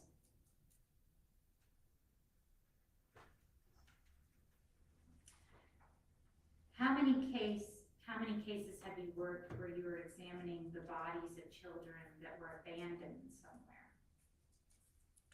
Well, that would be the same. The same 3? Yes. And one of those cases was a child that died while they were in the care of a friend of the father's. Yes. The friend abandoned the child's body in the woods. Yes. The child was found and an autopsy was performed, Yes. and the child had a ruptured intestine. Yes, from a defect in the intestinal tract. Yes. Luckily, you found this, well, not you, but law enforcement found this child, or family did, before the child severely decomposed. Correct. You had the intestines and bodily organs to examine. That's correct. Abuse was suspected in this case, correct? Yes. And the friend of the father was charged with the child's death. Yes. And that case is still pending. Yes. One of the other cases was a young woman who claimed she didn't know she was pregnant, correct? Yes. She said that she unexpectedly gave birth to a stillborn child and disposed of the body. Yes. And that woman was charged. Yes. And that woman was convicted. Yes. I'm going to object to this. We are bringing in other cases to compare them to ours. What's the relevance of this, Ms. Holler? The fact that the only two cases that prior to this one that this doctor has ever examined were related to criminal conduct on Well, that in and of itself is fine, but getting into the results of those cases is irrelevant. So, You're making the point that other people were charged in different cases is irrelevant. The state knows this. all right, I'm move on. gonna instruct the jury. Do you want me to give them an instruction? Yes, Your Honor. Not, please don't, yeah, that's, whether or not, what's happened in other cases is irrelevant for purposes of this case, and you're not to consider that. Your Honor, respectfully, I disagree that a medical examiner whose whole job is to investigate and determine cause and manner of death in connection with criminal prosecutions has only had 2 cases of abandoned bodies and both were connected to fine. criminal prosecutions? Whether or not they were connected, the 2 cases is fine, but whether or not they were connected to criminal prosecution or what the results were of those cases is irrelevant and not admissible. I'm gonna instruct the jury to disregard it and ask counsel to move on.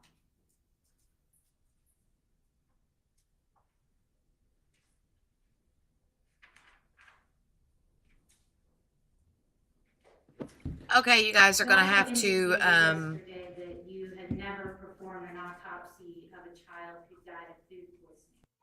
you guys are gonna have to bear with me for a minute. Jolie interrupted me for a second and I was typing in the chat. So I'm gonna rewind it back a few seconds and see what that was that I just missed.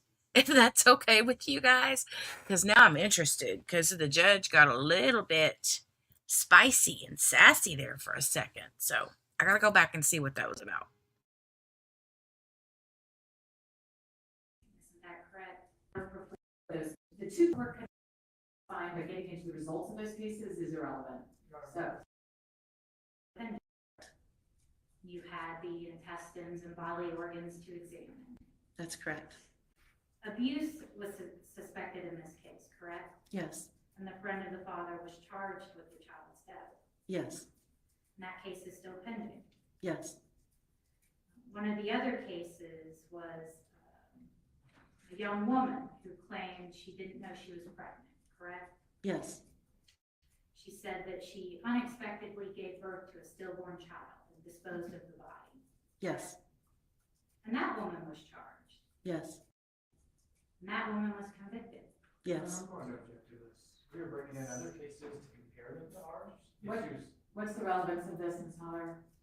The fact that the only 2 cases that prior to this one that this doctor has ever examined were related to criminal conduct on Well, that in and of itself is fine, but getting into the results of those cases is irrelevant. So, You're making the point that other people were charged in different cases is irrelevant. The state knows this.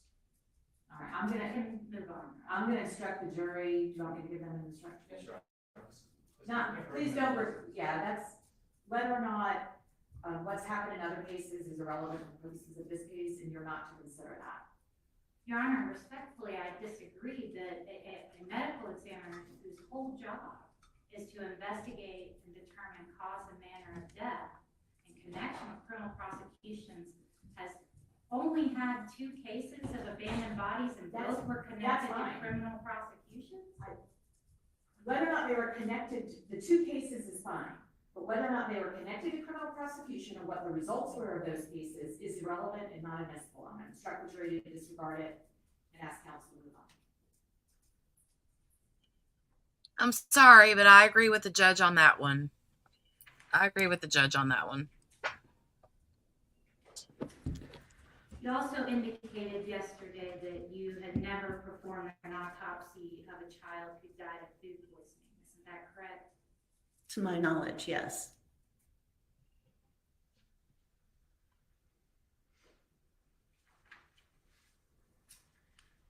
On direct, you indicated that it's difficult working with decomposed remains. It can be, yes. And it presents challenges to performing an autopsy. To performing an autopsy and analyzing the results, yes. You would agree that hiding a body so that it naturally decomposes before it's located is a great way to conceal evidence. Objection, Your Honor. This falls outside of the scope of medical exam. This is I overrule the objection. I don't know the intent of individuals in circumstances like this. I'm not asking about the intent. I'm asking whether you would agree it would be a great way to hide evidence from you. It potentially is. I have no, I don't think anybody can determine when or whether a body will be found. Redirect. Yes, Your Honor.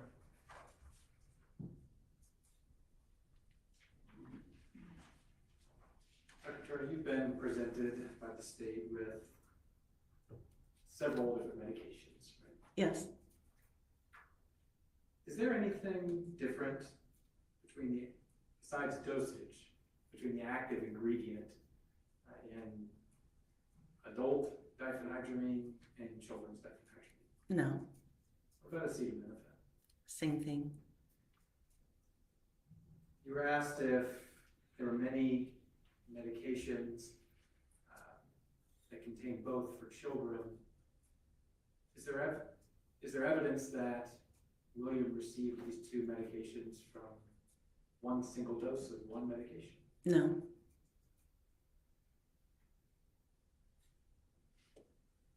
You were asked if there was a label that said do not use for children, right? Yes. Why would that be present on an adult medication? Because of the dosaging. But the same medication is available in other medicines designed for children? That's correct. There's also a question about if there's a warning to keep out of the reach of children. Is that right? Yes. Should we keep children's medicine out of the reach of children as well? Yes. Why is that? For safety reasons. You were asked a lot of questions about the dosages of each, the recommended dose.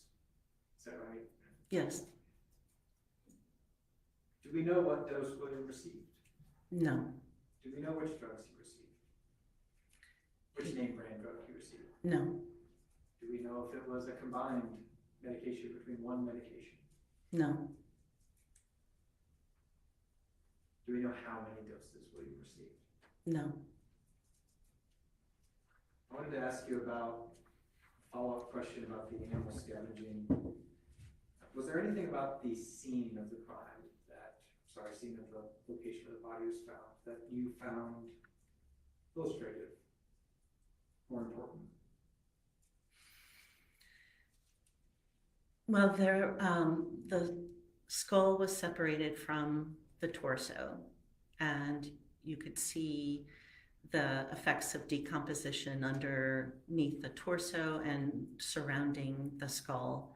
The mandible was separated from the skull.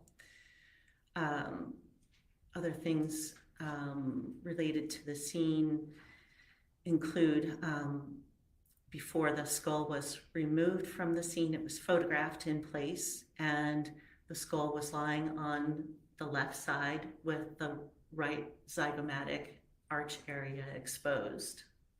Is that significant to you? It's in keeping with the animals having access to the right zygomatic arch and their scavenging.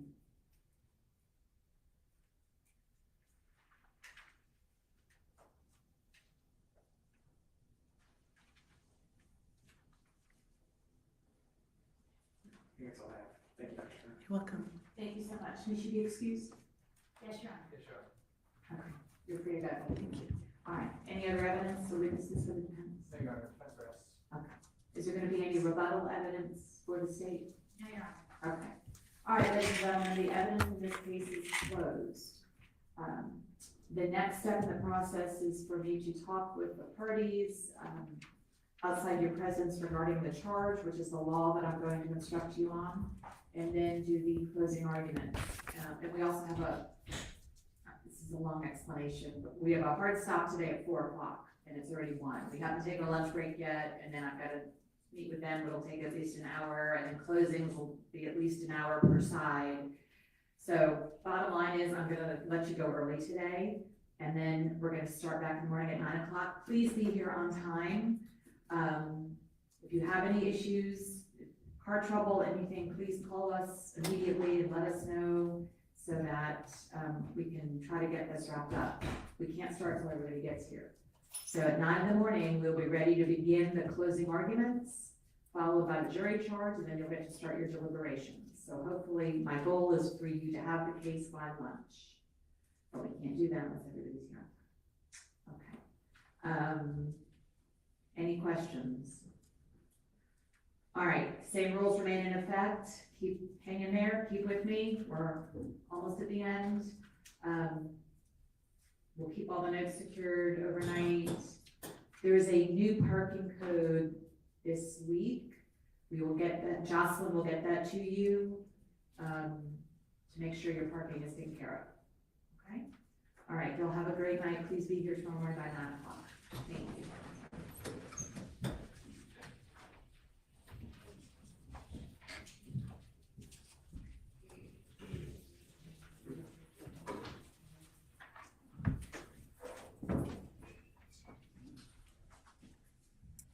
Early for them today. Wow. Okay. Let's see what we got going on.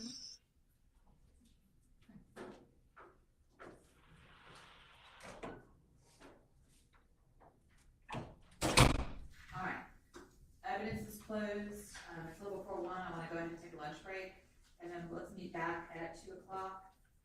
And we will do the charge conference at that time.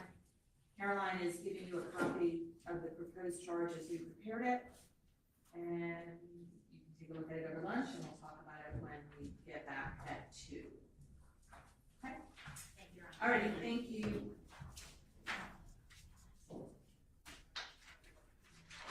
All right, you guys. All right.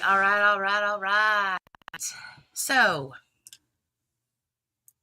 well, that was pretty interesting. It always blows my mind whenever the defense has like 0 or 1 witnesses. That always just blows my mind. But anyway, so they are going to be back at 9 a.m. Okay.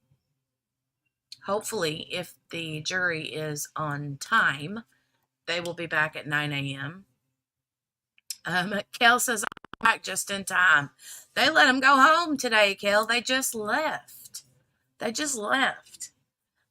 She's like, even if aliens come for your car, don't be late. I know, right, Joanna? She was like, you need to have Scotty beam you up, right?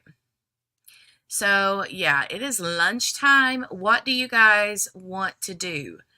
They're going to be doing the charging conference, assuming that's where they're just going to go over all the blazos, blocks. That's boring. So, what say we